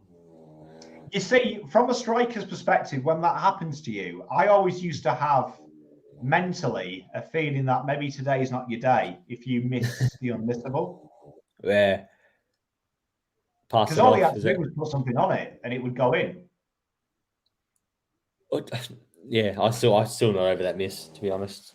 But what do? You just pass it. Don't shoot, just pass it. Oh, well, I mean, you might as well if you're missing from the goal line. Like, I wonder. It's probably good enough to bring you off that type of finishing. I was just going to say, I'll just wait for this passage of play to end, and I'll bring up a little bit of a controversial thing. All right, so Matt Ritchie and Fraser both left Bournemouth under Eddie Howe. How do you reckon they'll get on with him there now? Well, it's fun. I know. I heard Eddie Howe say he was looking forward to reuniting with Fraser. But not Ritchie. He didn't mention Matt Ritchie. Oh, there you go. But like you say, it'll be interesting because obviously, did they leave there because of style or the coach wanting rid of them, or did they leave because they wanted better opportunity or because players had come in? It's a tough one. Yeah, Newcastle's better than Bournemouth. I don't know. Yeah, that's an interesting. I didn't really think about it until I saw Matt Ritchie have that throw in. I'm like, oh, hang on a minute. There's a few. It'd be interesting. Like what he does, because obviously, like you'd say, Fraser has in patches for Newcastle this year has probably been one of their better players. Yeah, true. Oof. Oh, tell you what, St. Maxim's taking it off the foot of Voldemort. Arsenal have dodged a bullet there. He's coming for you. He's coming for you. Harry Potter. He's coming for you. He's a West Ham supporter. Is John Joseph Yeah. Shelby? Yeah. He's one of you. I remember Good ethics boy. I remember, the West Ham fans when he was back playing at Liverpool, they were giving him that chant, the Harry Potter chant, absolutely burying him all game, and he scored a worldie. And then it was just he did the whole glasses things and all that. Yeah, yeah. He's a good guy. Halftime blows here at the Emirates. No, John Joe Shelby probably with the chance of the half. An absolute belter tipped onto the bar by Ramsdale. And Bangayang with probably the miss of football history, where managed to hit the post in front of goal. Well, look, I mean, honestly, I don't want to speak out of turn here, but if it wasn't for us, this game would be dog shit. So, so I think we're the only ones keeping it going. But it was a piss poor first half. What's the Aubameyang with the world class miss? I think to me the highlight would have been Ramsdale's save on Shelby's strike. But other than that, I mean, it's 45 minutes. Thank God I'm with you because it's 45 minutes I'll never get back. So, well, I've got to say, Arsenal play a brand that is really, 81% possession all game. And they haven't really done much with 81% possession apart from overhit crosses and hit the post from 1 yard, which is a shame. Yeah, you're right. And I think Eddie Howe would be stoked with how Newcastle are going at the moment. So they do look dangerous on the counter, and we do love Michael as well. He's a big friend of the channel. I know he's an Arsenal fan. He says it's quite fit in supporting counter and Arsenal. Great pass, shit performance. Yeah, I've got to say, I don't think it's all doom and gloom for Arsenal, but they definitely lack a striker, don't they? Yeah, 100%. They lack a few areas, but I like what they're building, and I think they've just got to make sure they stick fat. That's all. United extra time. Good day to you. Raganik being the sport director at the end of the season to restructure our start. You see, this is what me and Fazz have been talking about. Fazz knows I'm a big fan, and I'm super stoked. And if he goes into the upper tiers, his work with Red Bull, their franchise, has been phenomenal, setting up their youth. That's something that United have lost, their academy, and the knowledge and the culture of that. And I'd like to see. I like the fact that he's there. That's his specialisation of really bringing that back, because I think that's something United have done well, even in the dark times. We're still bringing players through, and there's still some hella good players in the academy at the moment as well. So I'm looking. I think he's right though. This is quite sad. The first good footballing decision. It probably is, and it's been born out of necessity, which is quite tragic for United, isn't it? Well, it depends how you look at it, but it is. When you put it that way, the first good footballing decision since 2005. Or you'd know better than I would. Look, I think, like any sporting organisation, if you can get your backroom staff and your upper tiers right, then it can all fall into place pretty quickly. So I'll take your judgment as gospel because I trust you, and I think what a great recruitment he will be. I still stand by. It's going to be a very awkward situation if he does well, and then if you bring someone in and they start off slowly, I don't know. It's going to be interesting. I'd love to hear United's thought of who United extra time, who you want to be the coach. What about you, Faz? Who do you think United's full-time coach is? Do you think it's a Poch? Do they go Hag? Rodgers? Who would you be looking for if you were a United fan? I think they already know who they're going to get, hence the recruitment of an interim manager. I think Ten Hag. I think he's the one. He has to be the one. he's the type of guy you'll bring in and say, hey, you're untouchable for however long. Just build this team, build it, because I think there's no question that United have to go through some sort of a refresh or something just to do it, and it's not going to just change overnight. But yeah, I think Hag. Yeah, I think he's the one. I'm with you. You see, I think his attacking football as well suits the philosophy that's in the DNA.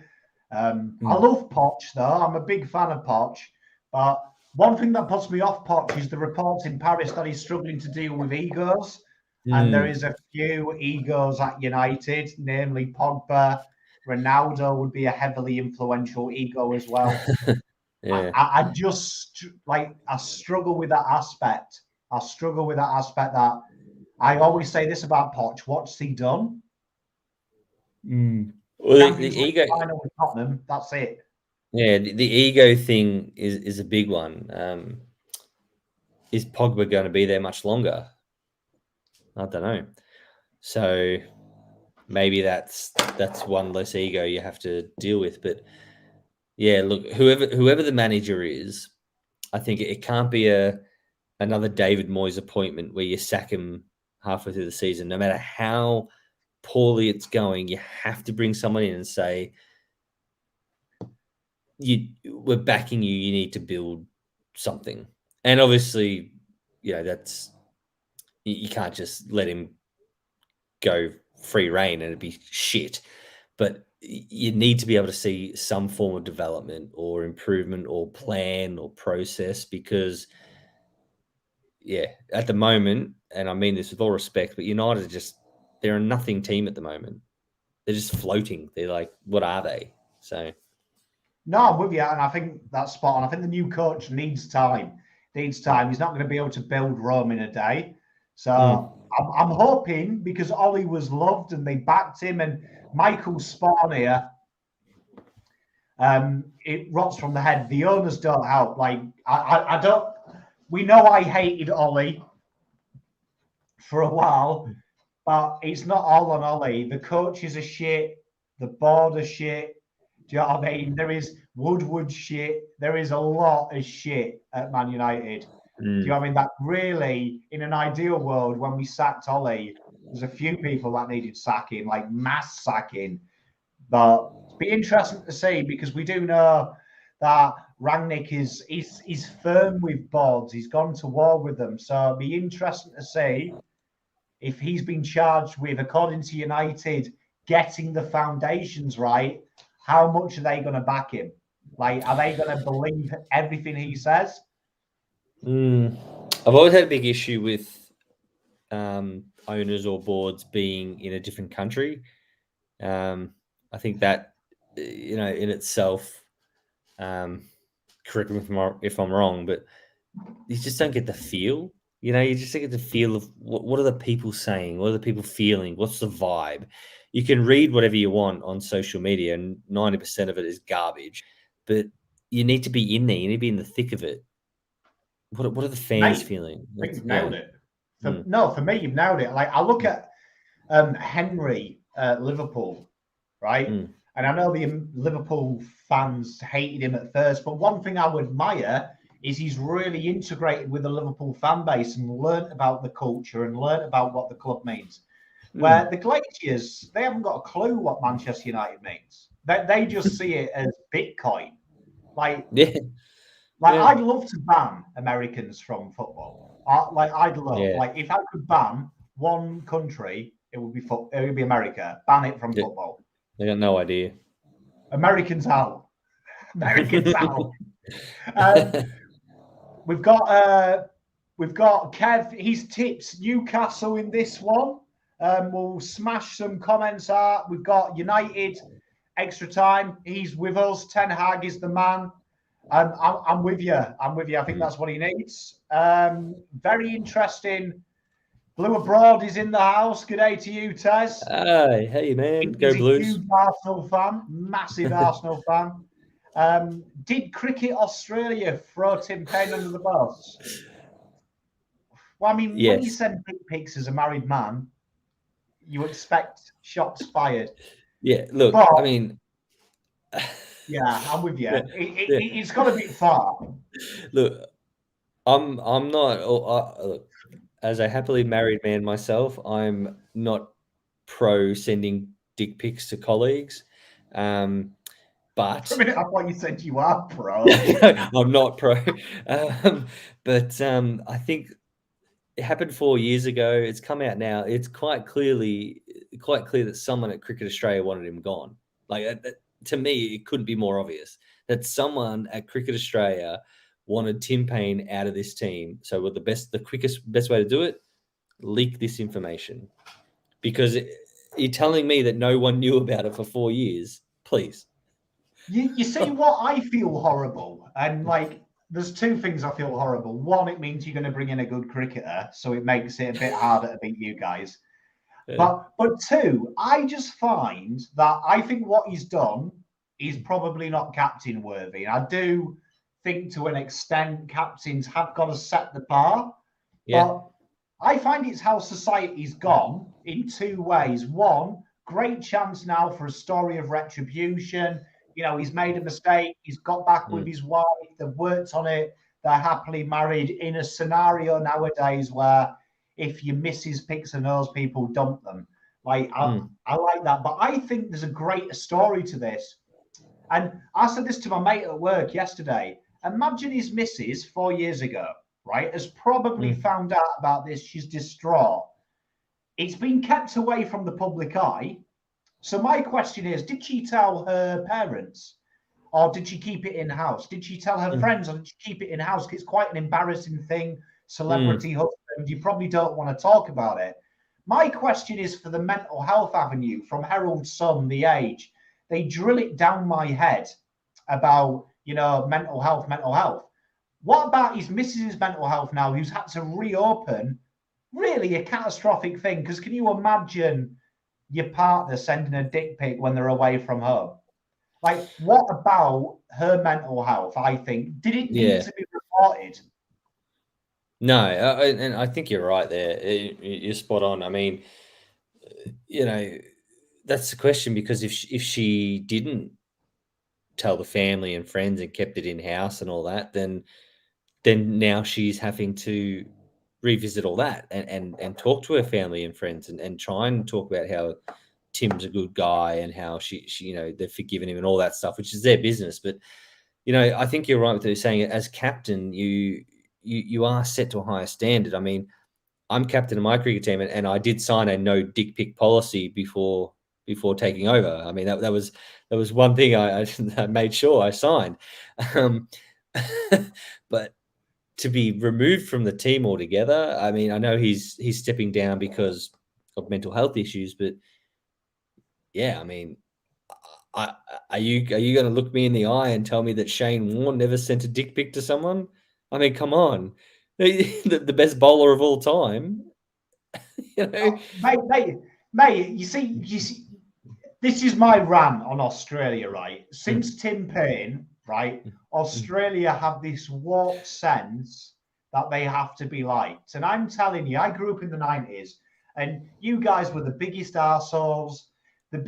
I was not surprised when you cheated. I wasn't surprised because the Australia I know and love is a team that will do anything to win. Will do anything to win. Whether that's badgering batters, over appealing, like Ian Healy used to scream, "How's that?" when someone sneezed in the slip cordon. Like, Australia have never been known for their fairness, their likability, or any of that nonsense. Australians, to a pawn, their sports teams are complete arseholes, and we hate every last one of you. But couldn't agree more. I love it. We respect you, and we love it. And we know when you guys come over, it's the greatest battle we're ever going to have, because it's the best versus the best. So I think Australia missed a trick. Like, you're never going to be like, the Indians fucking hate you. The Pakistanis hate you. The West Indies hate you. Do you know what I mean? We hate you. Like, just embrace being hated. Like, I think Ted Penn was the worst choice ever as captain. And I feel sorry for him now, because now he's been made a scapegoat for something. I think, like you say, I do think they were like, shit, he can't be captain. He's shit. We need to win, right? We need to win. We need Cummins as captain. How do we get rid of him? And someone's gone, sent his Willie to a physio a couple of years ago. Yeah. Oh, there we go. Bang, bang, bang. Look, I think you were spot on, and seriously, I could talk about this for hours. I think it stems all the way back to Michael Clark when he was captain. He was hated by the Australian public because of he wasn't the VB drinking, he was the Instagram model. He was the tats down the arm, the blonde tips. That was the first Australian captain that was not the manly man. So I think it all started from there. But the Tim Payne situation, I think you're right. Like, I agree. I've always relished on the idea of it's good to be hated. Like, it's good to be, if someone hates you, it means you're doing something right. Do you know what I mean? If your opposition hates you, it means you're doing something right. Now, don't kid yourself. And I'll say this to any cricket fan: Pat Cummins is not the captain. I don't care what anyone says. He may do the toss and he may sit in front of the media and do all the talk. He's not the captain. Steve Smith's the captain. Cricket Australia have done the smartest move they could possibly have done in naming a fast bowler the captain. Steve Smith is running the show. No question. Mate, for me, I don't even think Steve Smith should have been sacked as captain. I really don't.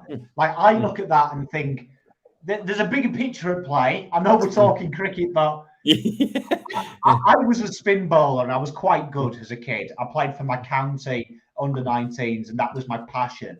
And I can tell how a ball's been looked after. So an elite level cricketer would have known that that's natural deterioration. So in my eyes, Cummins, Stark, they're all guilty as well. Yeah, no, I agree. And everyone cheats, man. Everyone cheats. Yeah, and I'm the same. And as you know, I'm a massive cricketer and a cricket fan. And it was a dark day and everything. But you tell me that 11 blokes didn't know what was going on. I mean, come on. So Smith and Warner and Bancroft were the scapegoats, and now Tim Payne's a scapegoat. I mean, Cricket Australia are just creating this culture now of just creating a scapegoat. Every time something goes wrong, let's create a scapegoat. And now they're hiding the fact that they're too ashamed. That the best option would say Steve Smith is captain. But, oh, no, we can't do that because the PC crowd and the woke crowd and all that will say, oh, no, he can't be captain. So what do? They say, Pat Cummins, you're captain, but he's not captain. He won't be doing anything. He'll do the toss, but he'll probably, honestly, he'll toss the coin and be like, Steve, what should we do? Oh, yeah, good. That's what, honestly. It is a head cut. What are you going to do? And he's like, Steve. I tell you, 100%. All right, yeah, we'll have a bat, thanks. Oh, great call there, Pat. What made you want to have a bat? Oh, well, I mean, look, as a bowler, I mean, the pitch looks like it's ridiculous. Just stop beating around the bush, stop stuffing around, and just name Steve Smith captain. Who cares? I don't care. I'm over it. Mate, I think you've nailed it. I can't wait to watch Pat Cummins turn his head at the top now. I can't wait for that move. Steve there like that. Yeah, mate, that's funny. We'll come back to football. United extra time. Credit to Richard Arnold. He wanted Rangnick to be the football. I've heard this. He's had it written into his contract, which I think that is fantastic from United. That is the decision. They need to get back to football basics. They need to get back to the football that United know. Because at the end of the day, like Michael says here, the American owners are a short-term strategy. And they definitely need to do it. And that leads us on to Mozzo had a great, because we've had so many good comments here. How can football be saved from money? It makes the great, beautiful game as football is the people's game. This, for me, I think is the best question because football is the people's game. Mm. How do we stop Yeah, it? I don't know. The quickest, yeah, That was that's quick, just yeah, no, right? I don't know. Now the quickest way to stop it would be, and it sounds stupid, but cancel all the TV rights, cancel everything, don't stream it anywhere, and because it's the money, all the money is from the TV rights. The fact that we're able to stream, in Australia, stream any game that we want. I mean, that's where all the money is, isn't it? I not, that, and I'm obviously saying that tongue in cheek. I don't want them to do that, but I honestly don't know how you can save the game from money. It'd have to be rules. It'd have to be different things. They tried the financial fair play. Is that really working? I guess you could say Barcelona would argue that it is, but I don't know. It's a great question. I think it's working until you get a sheik buy Barcelona and Mm, bail them out. Because if I was a prince in Saudi Arabia, like mm, they're 950 million in debt. Like mm. I've got that probably propping up my cat. Well, Are they? it's actually funny you mentioned that because I did get an email from a prince from Saudi Arabia, and all I had to do was give my credit card details. So it's all good on Well, my own. we'll stay tuned next week when Fazz buys Barcelona and he's Yeah, installed. but you're right. I think maybe one of the ways they could maybe change something is if the owners can't sponsor the clubs. I don't know, because basically as an owner, like you sponsor the club, you can put whatever amount of money you want in. So that's how they avoid financial fair play, saying, "Oh, but my sponsorship of the club is putting in 150 million." I don't know. It's that in Yeah, itself is. Yeah. I think Mosel's on the right path. I'd like to see the 50-51-49 rule in Germany, Mm, where mm, fans return a portion of the club. I think you mm, look at Germany, they've got mass money in their game. You look at Bayern Munchen, you look at Borussia Dortmund, Leipzig as well. They all mm, spend good money that is akin to the Premier League, really, in comparison to each other. mm, And like Michael Henriksen again, spot on. Financial fair play is a joke mm, because we see like with Paris, they got round the financial fair play 2 years ago by a company owned by one of the brothers of the chairman. It's paid like 250 million to have a logo on his shirt. yeah, So, like, do you know what I mean? You can trick it that way. If I'm a yeah. rich sheep, I've got mates everywhere. Tell you what, say it to everyone you're paying 300 million. We'll wear your name on our shirt. I'll give you it back somewhere else.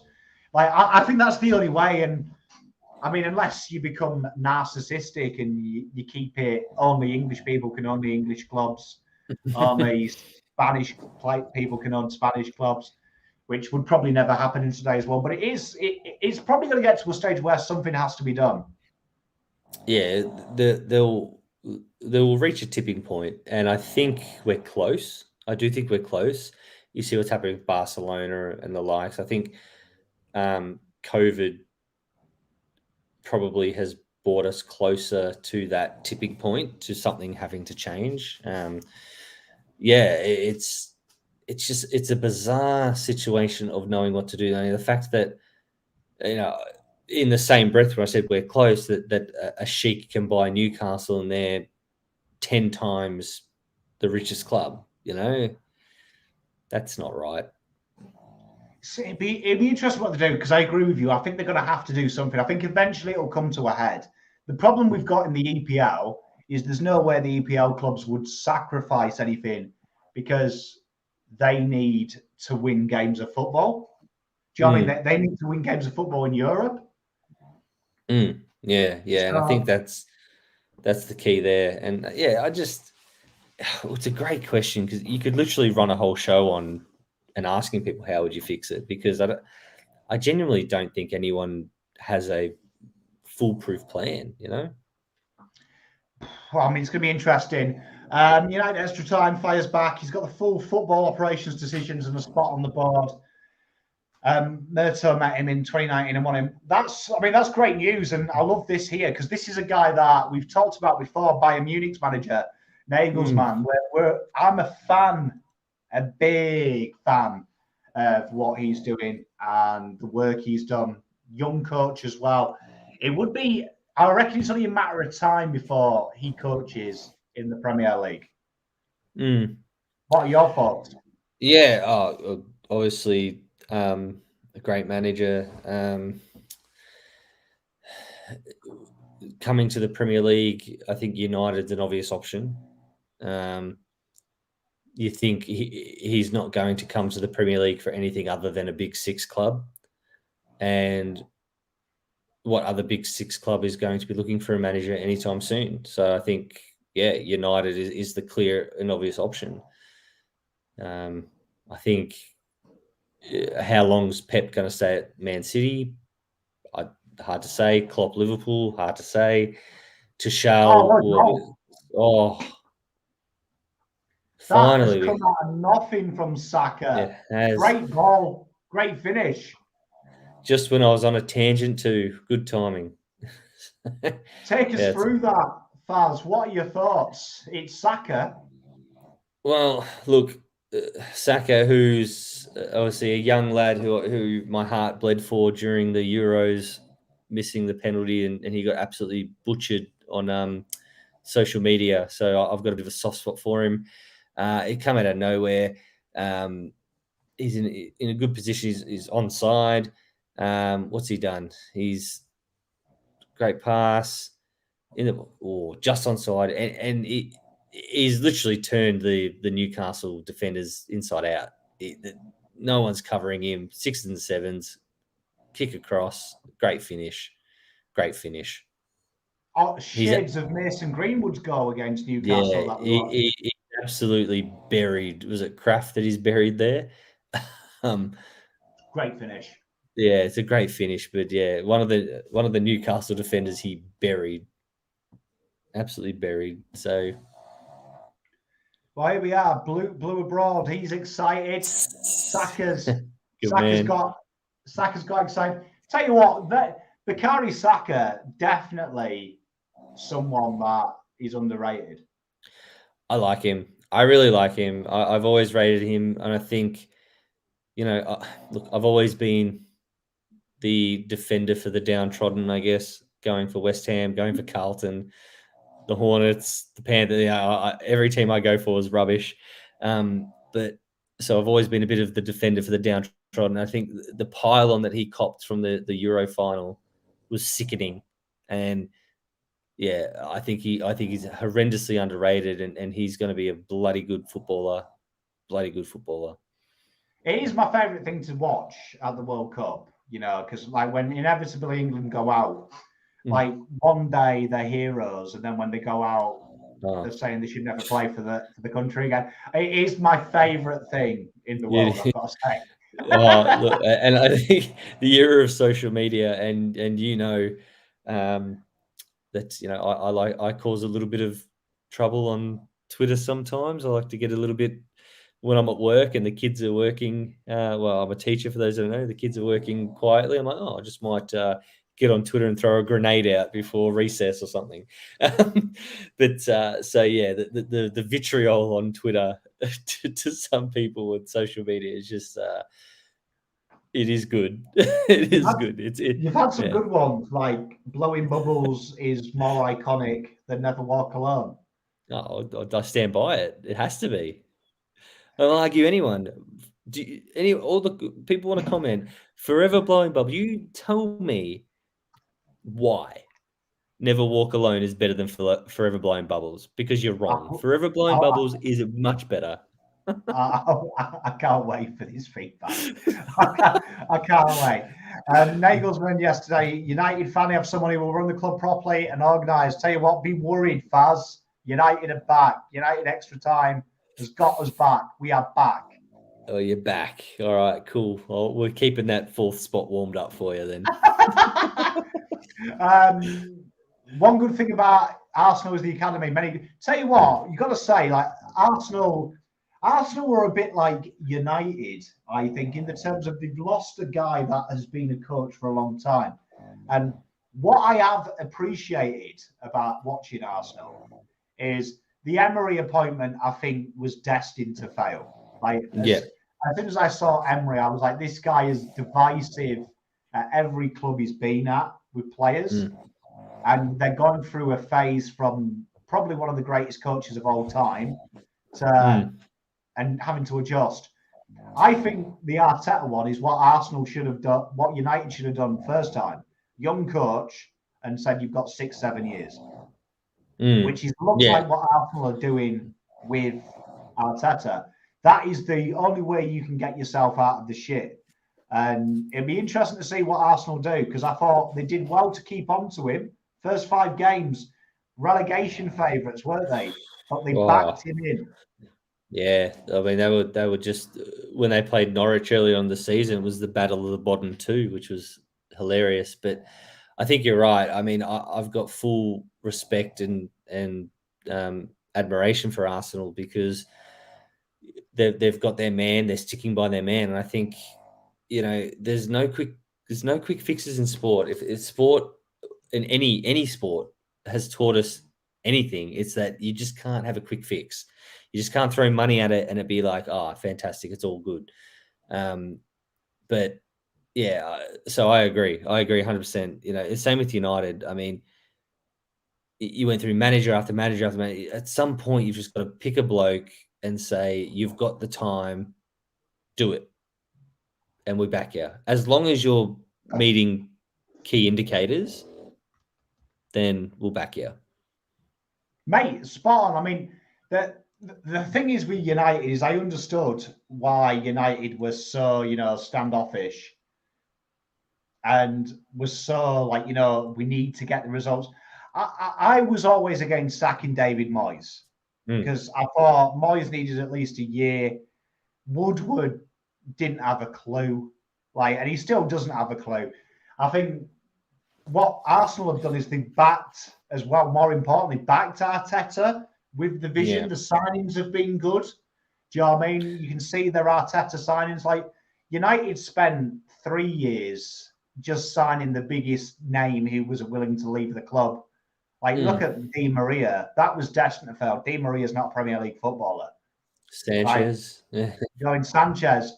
Sanchez was good at Arsenal for 5 minutes?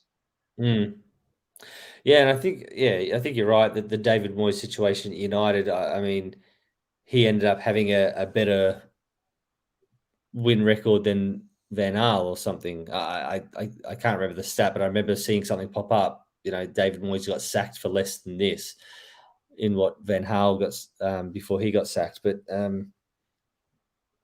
I guess it was just that he comes in and everyone at United thought it was just going to say the same. That was very clever by Stuart and United. Yeah. I did. Yeah, I've been told that. Why are we performing sexual acts on Michael Jackson's Monkey? But yeah. Tell you, it is a good song though. I've got to say. King. I remember going to Upton Park as well, and some mug blows a shitload of bubbles, and it brings out the 2-year-old in you. You're like, oh. Yeah. Not many sports have rebuzz like the AFL. The NBA drafts are different. You don't know who will go. You'll get picked number 1. You see, I love the lottery. I'd love to see a lottery in the AFL. Saka's going off injured. Martinelli's coming on. Shares our thoughts. We hope he's not serious injured. Yeah. Martinelli. I like Martinelli. He's all right. He's a what's the word? He's a honest player, I think is the way you say it. Now Al Morano coming on for Newcastle. I can't stand him.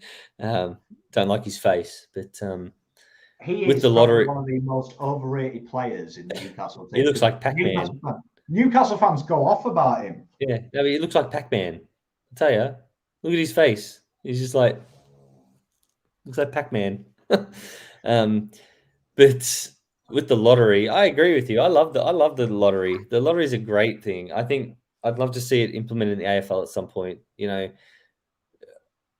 this whole number one draft pick thing. Yeah, I mean, Oh, no it's way. good. Or Was he pushed to the ground? Referee turns away. I think Callum Wilson there went down very easy. I think the referee has made a mistake. He should have yellow carded Callum Wilson. that was piss. How do you go down like that? I almost reckon if he keeps his feet, he does. Well, you see, when I stopped talking, I thought he actually got through.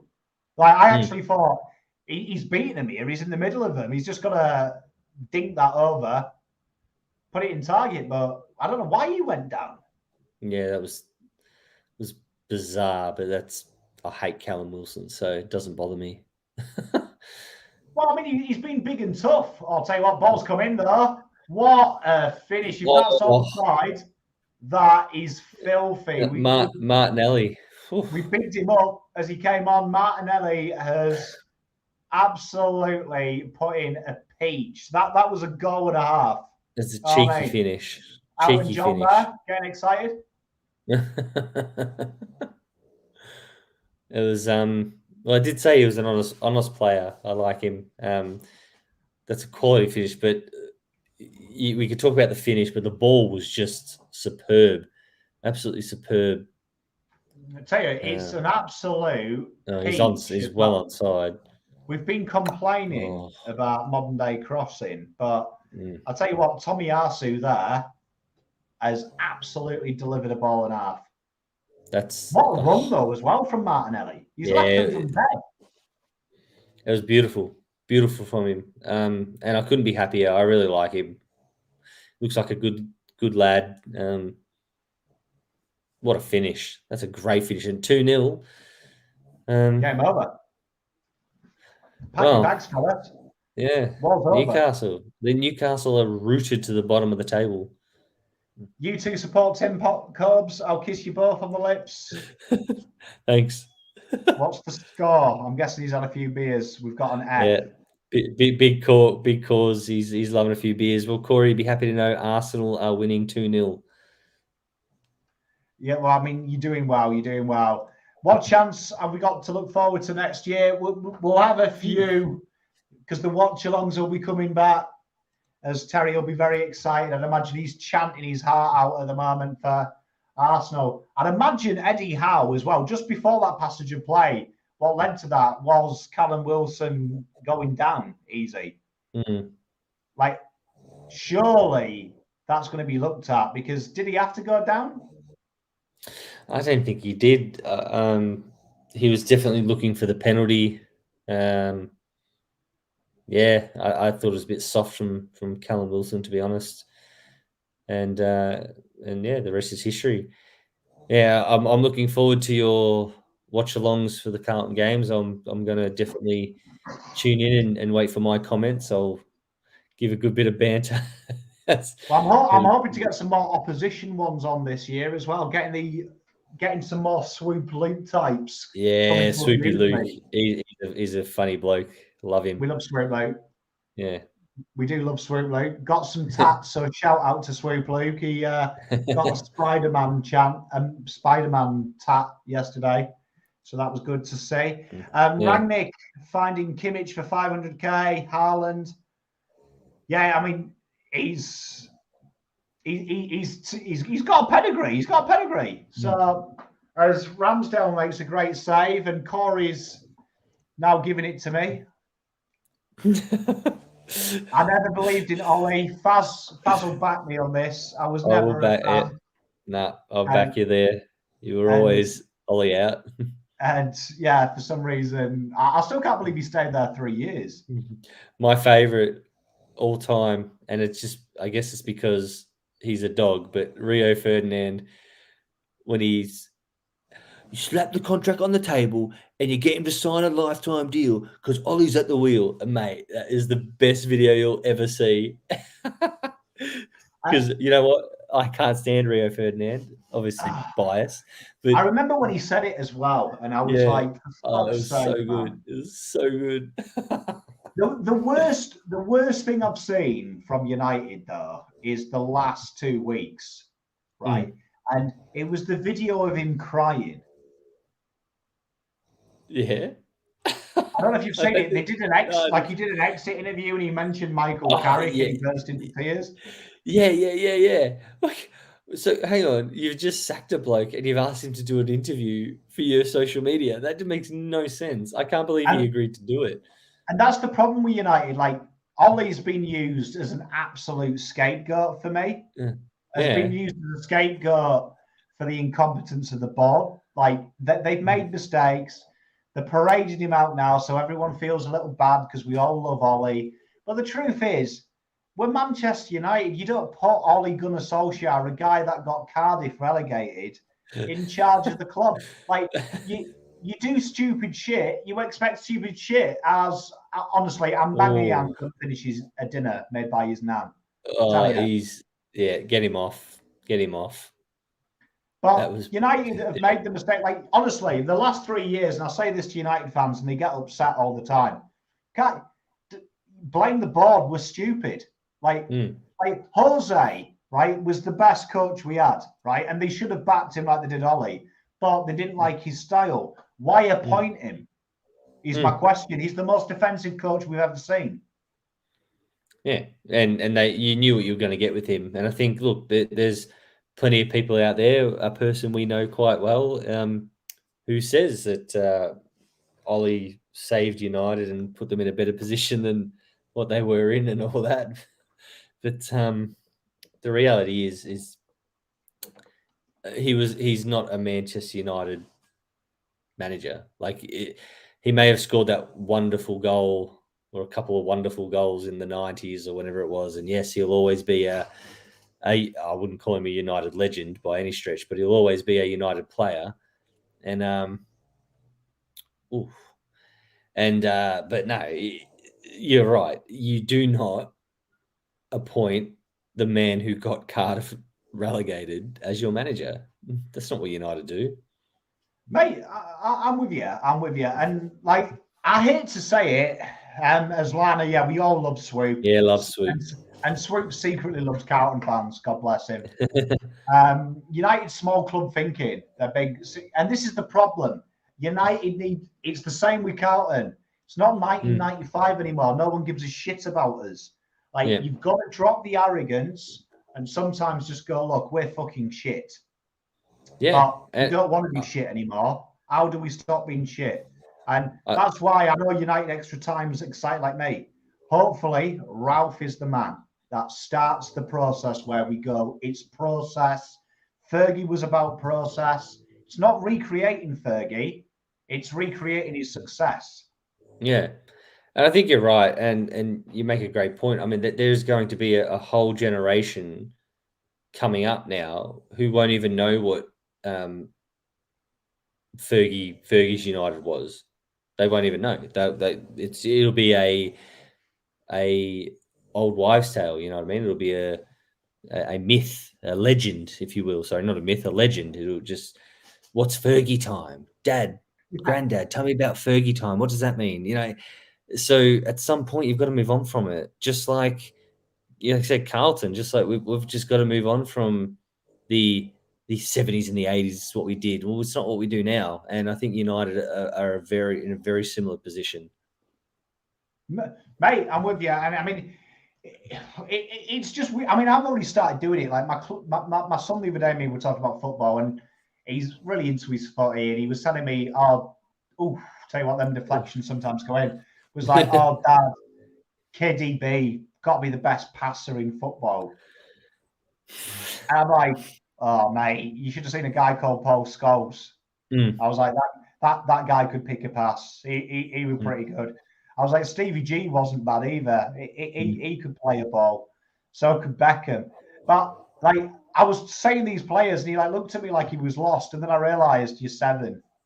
Yeah. You know what I mean? You didn't see Scholes, ping 40-yard balls for banter like your dad did.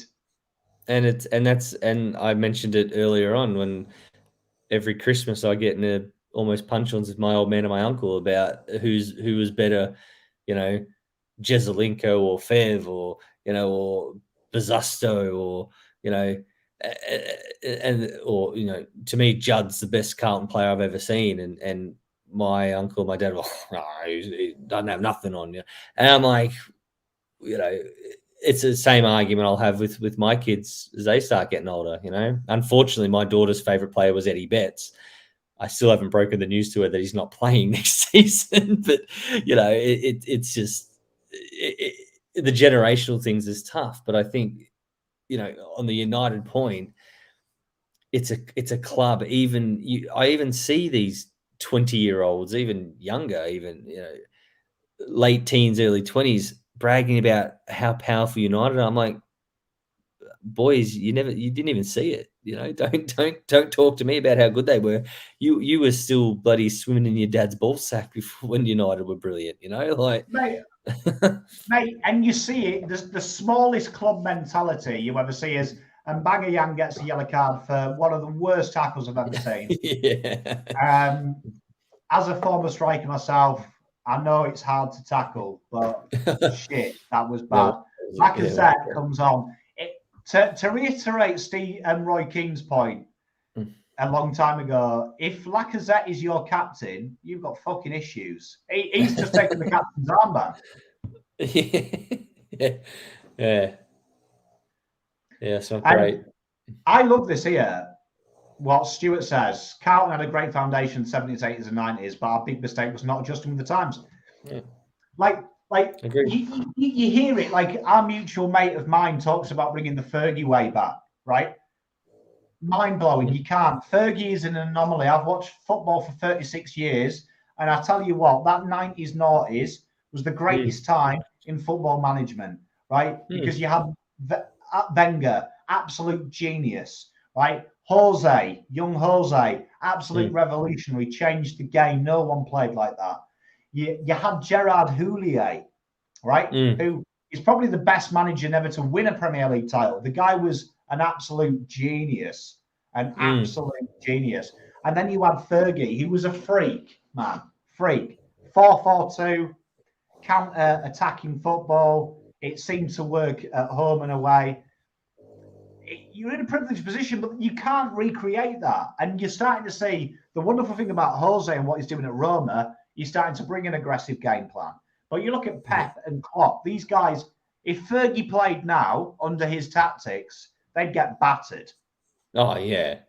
But if Fergie was around now, he'd change his style probably to offset it. But in my opinion, you can't bring Fergie back. It's now about whoever is the next in line. Same with Newcastle. They can't replace Shearer. Got to go and find a striker, though, that can do what Shearer did.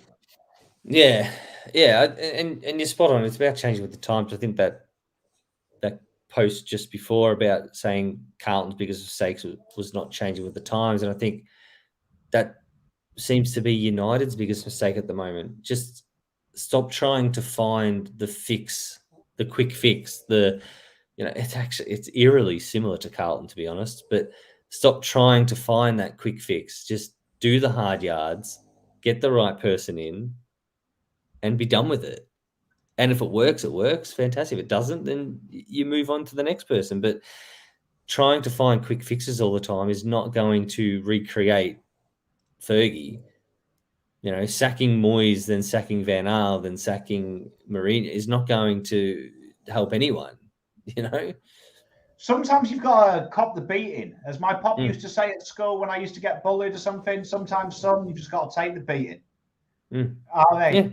Just take the beating and learn from it. And I love it. Spot on here. Spot on. Like United, sometimes they live in that world that Fergie's going to come back. Ollie, because once Ollie scored a goal in a 99 Champions League final, he's going to magically recreate Fergie. Even though when you watch Cardiff was shit, but Cardiff were even shitter under Ollie. I remember watching Cardiff under Ollie, and being a United fan, you're like, I hope he does well. I watched 2 games in Cardiff and was like, well, they're fucked. Yeah, you're not wrong. And I think No problem. And then suddenly he was the coach of United. I was like, how's this happened?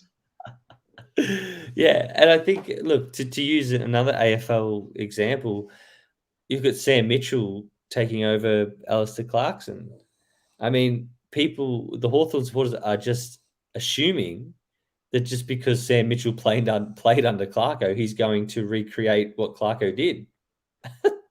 This is Sorry. the thing that bugs me as well. They're like, the 4P side is coming back, the Clarko way. And I'm like, no, because the Clarko way has been proven not to work anymore. Teams now know how the Clarko way works. The So Clarko way's you dead. want to be hoping he brings in a Sam Mitchell way that is better than everyone else. But no, they're in this fictitious fantasy land or whatever it is, thinking that Sam Mitchell will come in, and all of a sudden they're my tip to almost finish on the bottom, to be honest. But like it's just fascinating. It's just fascinating that the way the fans get sucked in and start believing. They want to believe, bro. They want to believe. It'd be like, I don't know. It'd be like saying you start believing in everything. Yeah. You're right. We've been there. Well, I've seen it with Rangers. I've seen it with United now. I've seen it with Carlton ever since I've been here. People just want to believe that a time when they were happy is going to come back. But it's like if your mum dies, you can cry for it for the rest of your life, or you can maybe one day accept she ain't coming back and honour her memory, but you'll have to fucking move on eventually. Do you know what I mean? Like I said to my mate the other day when he was like, "Oh, but I just feel like the United are losing something now. We've sacked Ollie," and I'm like, "Yeah, but this is like a relationship breakdown, and Fergie's been gone like nearly a decade now. You've got to go out there and start dating other people, mate. Have some fun. He's not coming back." Yeah, I couldn't agree more. And at the end of the day, I think people got to ask, who do you support? Do you support the club, or do you support the custodians of the club? Because the reality is, I'll use David Moyes as an example for West Ham, right? Everyone's saying David Moyes is the best manager West Ham's ever had. And blah, blah, blah. So yeah, that's fine. But he's not going to be there forever. In 20 years' time, I'll be able to reminisce, David Moyes is fantastic. But I'm not going to be like, when he leaves West Ham, I'm going to quit now. I'm going to give up. Like, it's just, you support the club. I don't get this whole mentality of trying to rebuild something that has been, because you and I mean, we're old enough and all that to have seen a player start their career and end their career. It's just, I don't understand the mentality of getting so wound up or caught up about who leaves or who leaves your club or who does this. The reality is, you go for your club, not the custodians. Mate, you've nailed it. Lana says it's like asking who Parker or Woles is. Yeah, I mean, and this is it. Like I say this, like the other day, I had this conversation. Now, this is really harsh, probably. It's going to divide Carlton people. But when people were talking about, it'd be great to have games at Prince's Park, I was like, I hope the club don't put a lot of energy into that, because eventually all them people who have said, it was really good to see games at Icon Park, will be dead. And it's like, the embossed logo. Eventually, everyone's going to be dead, because times change. Do you know what I mean? I remember my pop being shocked you could send an email. Now you can video call like we are. And I'd imagine in 10 years' time, our kids are going to be carrying on the tradition of doing a football watch-along, and they're probably seeing fucking holograms in a room. Yeah. It'll be you and me high-fiving. Yeah, do you know what I mean? But they'll probably be in the stands at Ayad or something. Yeah, and I think watching it. Yeah, and I think you're right with what you're saying about the eventually this whole notion of returning. I mean, we're going completely off topic here. I guess the football has that's how bad the game is.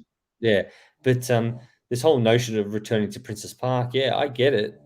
my first experiences as a kid was my old man taking me there. But at the end of the day is, as I think, did Luke Sayers come out and say it? No, sorry, it was Brian Cook. Brian Cook come out and said it. He said, we want to have 100,000 members. We can't be playing games at Princes Park with 100,000 members. I'm like, thank you. Thank you. I wanted to say, stick it up. All you people who are saying, oh, Princes Park, we want 100,000 members. Shove your Princes Park up your ass. I know it's our home ground. I know it's nostalgia. I love it. But we should be filling the MCG week in, week out, not Princes Park. I don't care. Oh, bring Fremantle down. No. If we've got 100,000 members, you're playing at MCG. So, and you're right. And at some point, I love your line of eventually everyone will be dead, because I actually said it to my old man. I said, oh, in the heat of an argument, so I can't wait till your generation have fucking finished, because you're the ones ruining the football club for everyone.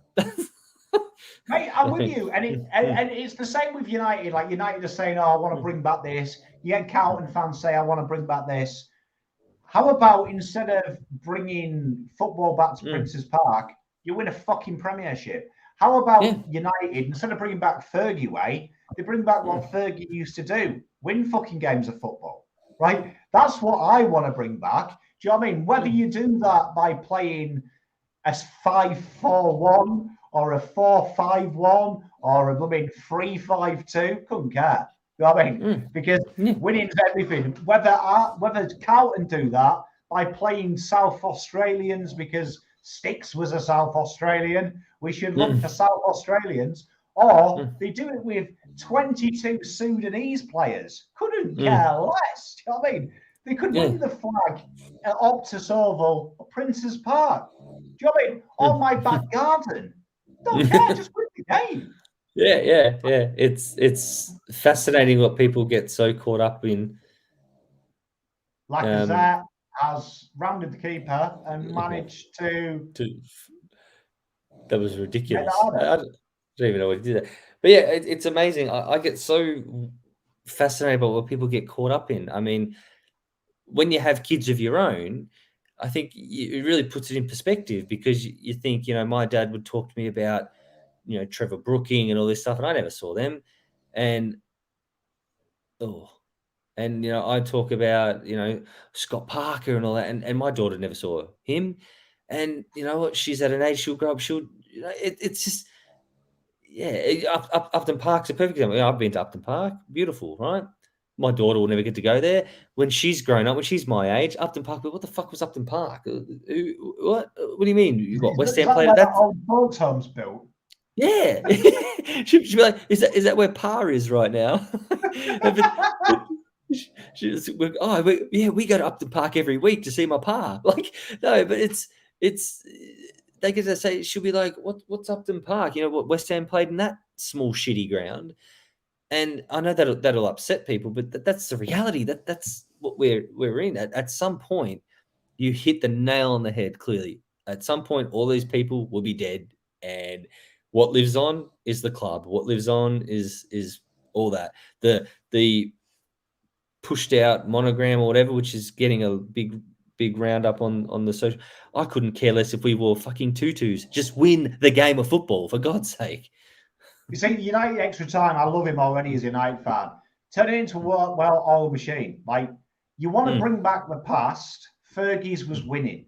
So, really, that's what Fergie wanted. He wanted the best. He wanted the best training ground, the best players, the best team. That you can still honour that without, changing, like going back to it. Because I guarantee you now, if you just brought Fergie out of retirement, United would finish where they are now. Yeah. Because players have changed. Players don't like being told to like that. Players would crack the sads. It's the same deal when when people would talk about we need to get Robert Walls and I think the lady said before, just Parko and Wolsey. I saw people post on Twitter saying we need to get Parko and Wolsey down to the club. I'm like, so for what reason? Sam Walsh wouldn't even know who they were. I'm not being funny. And it's just like, actually, my old man said, I know talking about can't be, my old man said to me, he's like, oh, Sam Walsh would love playing under Vossi. You know, he's a Brisbane supporter. I said, you reckon? I said, when Voss was at his peak, Walsh would have been about 5 years old. He would have no idea who Vossi was. And then, obviously, Walsh came out and said, I had his poster on my wall. And all that. But let's be serious, mate. You were 5 years old when Vossi was at his peak. You got no idea who he is. No, I'm with you. And I think that's what happens when you shit. You start to look for fictitious hope. And the truth is that the secret to winning any sport is hard work. You know what I mean? Hard work and endeavour. There's no magic formula. You know, like fans talk about it. United fans have started doing it. The C word has come back, which is forbidden to me. Culture. This mythical, like my job title is training human development and culture. It's a myth. Like the C word, I'm getting paid for something you've never heard of. It's rubbish. Culture's this. People turn up to work and smile. Yeah. No, I'll tell you, culture is the biggest myth. I'll tell you why culture is the biggest myth. Because the Richmond Football Club have the worst off-field incidents of any club in the last 3 or 4 years, and they still won flags. Culture is a myth. You've got a good culture if you're winning games of football. You've got a bad culture if you're not. It's as simple as that. I tell you what, 44 blokes shaving their head for cancer, they could lose 22 games next season. But culture, it's I don't know. I'm on your page. And culture is an amazing thing, right? Because when shit goes well, no one ever talks about it. Like you say, Richmond there. When players are going out and stabbing players with forks, when you've got accusations of players sleeping with each other's wives, when they're winning flags, culture's fantastic down Punt Road. When Carlton are losing, but their Instagram, it looks like they're quite happy. Looks like they all love each other. Culture's bad. And winning culture winds me up because there's no such thing as a winning culture, right? Like a losing culture, and that makes you lose. The reason you lose is because people are unwilling to try new things. So you look at Pep, you look at Liverpool, they've tried new things, they keep trying, they keep plodding away, they keep getting better. You look at United, like the only change we ever saw was Ollie would go to a 3-5-2 when we lost 2 games. But in terms of the question, he wins 2 games with 3-5-2, then he goes back to his 4-5-1. And I'm like, why? Yeah. If you go to the 3-5-2 to win a game, stay there. And I think this is the problem. I think we agree too much. That's the problem. But the culture thing, I saw John Ralph made a tweet. So Richmond drafted a kid from Box Hill, and apparently I won't name the kid because I don't know the full story, but apparently he's had a history of off-field issues, right? That's just why he hasn't been drafted. So he's a bit of I think he's a 19, 20-year-old. So he's had a history of off-field issues. And John Ralph made a tweet saying Richmond's culture will suit him, or he'll thrive in Richmond's culture. And I'm like, you're talking about a club who's had the worst off-field issues out of any other club in the last 3 years. Like, are you having a laugh? And I tweeted him. I actually said that. Having a laugh, mate. And I've got buried on there as usual from Richmond supporters. Saying, we've won flags on this. And it's not about your flags. I love your flags. I'm jealous of your flags. But you can't argue that your off-field is not great. And the words that people just make up because they can't. I think people make words up like that because they can't accept their team's shit. But watch this: Manchester United are absolutely dog shit. Nothing happens. Look, the shirt doesn't burn me. At the moment, I do think my 3 kids and wife are still alive, tucked up in bed. I'll confirm that via tweet at the end of this stream. I don't think any United gunmen have come out and popped them. But sometimes it's good to admit it. Just admit it, and it can get better. No, I agree. And unfortunately, being an honest man that I am, I cause a lot of trouble. Well, mate, you've got to ask it. Bet you Walshy knows who Pom is. He's met me actually, so I hope he does. I know who Walsh is. That's all that matters, though. He knows who Fazz will be is. happy when Rice will stay. Won't spend 100 million on players to fit system. Well, I mean that's made Fazz's day. I mean, I kind of hope we sign Rice just for Fazz. No. Oh man, I'll do my own. Play him as a cam and totally ruin his career. We'll I'll make a deal if Rice signs for United, we'll do a special live Fazz reaction. All right, how about that? Yeah, he'll be really upset, and I won't be able to smile. Ben, you shouldn't be inspired by one coach like Sam Mitchell's done. You need to diversify.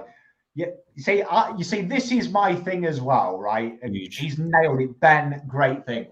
You need to go away from your club as well and learn a different system and really hone it. Yeah, I couldn't agree more. That's a wonderful call. To me, we think about Hawthorn, Sam Mitchell, and all my in-laws are Hawthorn, and nothing gives me more pleasure than seeing Hawthorn be terrible. And they're up and about saying, "Oh, Sam Mitchell." I'm thinking it's more of the same. Like, what's going to be different? Where you look at what Collingwood, and it makes me sick. But yeah, like going out of their club, out completely away from Craig McRae. Like, where's he come from? Just come out of nowhere and bam. And even Vossi at Carlton. I like the idea of going out of your club as it's full time at 2-0. So it is. And Stuart McQuaid, okay, lads, I'm off for the night. Thanks for the laugh. Love you. We love you too, Stuart. But 2-0, Arsenal. The second half was very drab, wasn't it, after they went 2-0 up? Yeah, once they got to 2-0, I was kind of hoping that it was going to open up a little bit, a couple more goals, but that Martinelli finish was superb. Yeah, I mean, they got the result. They're acting like they've won the Champions League. Good on them.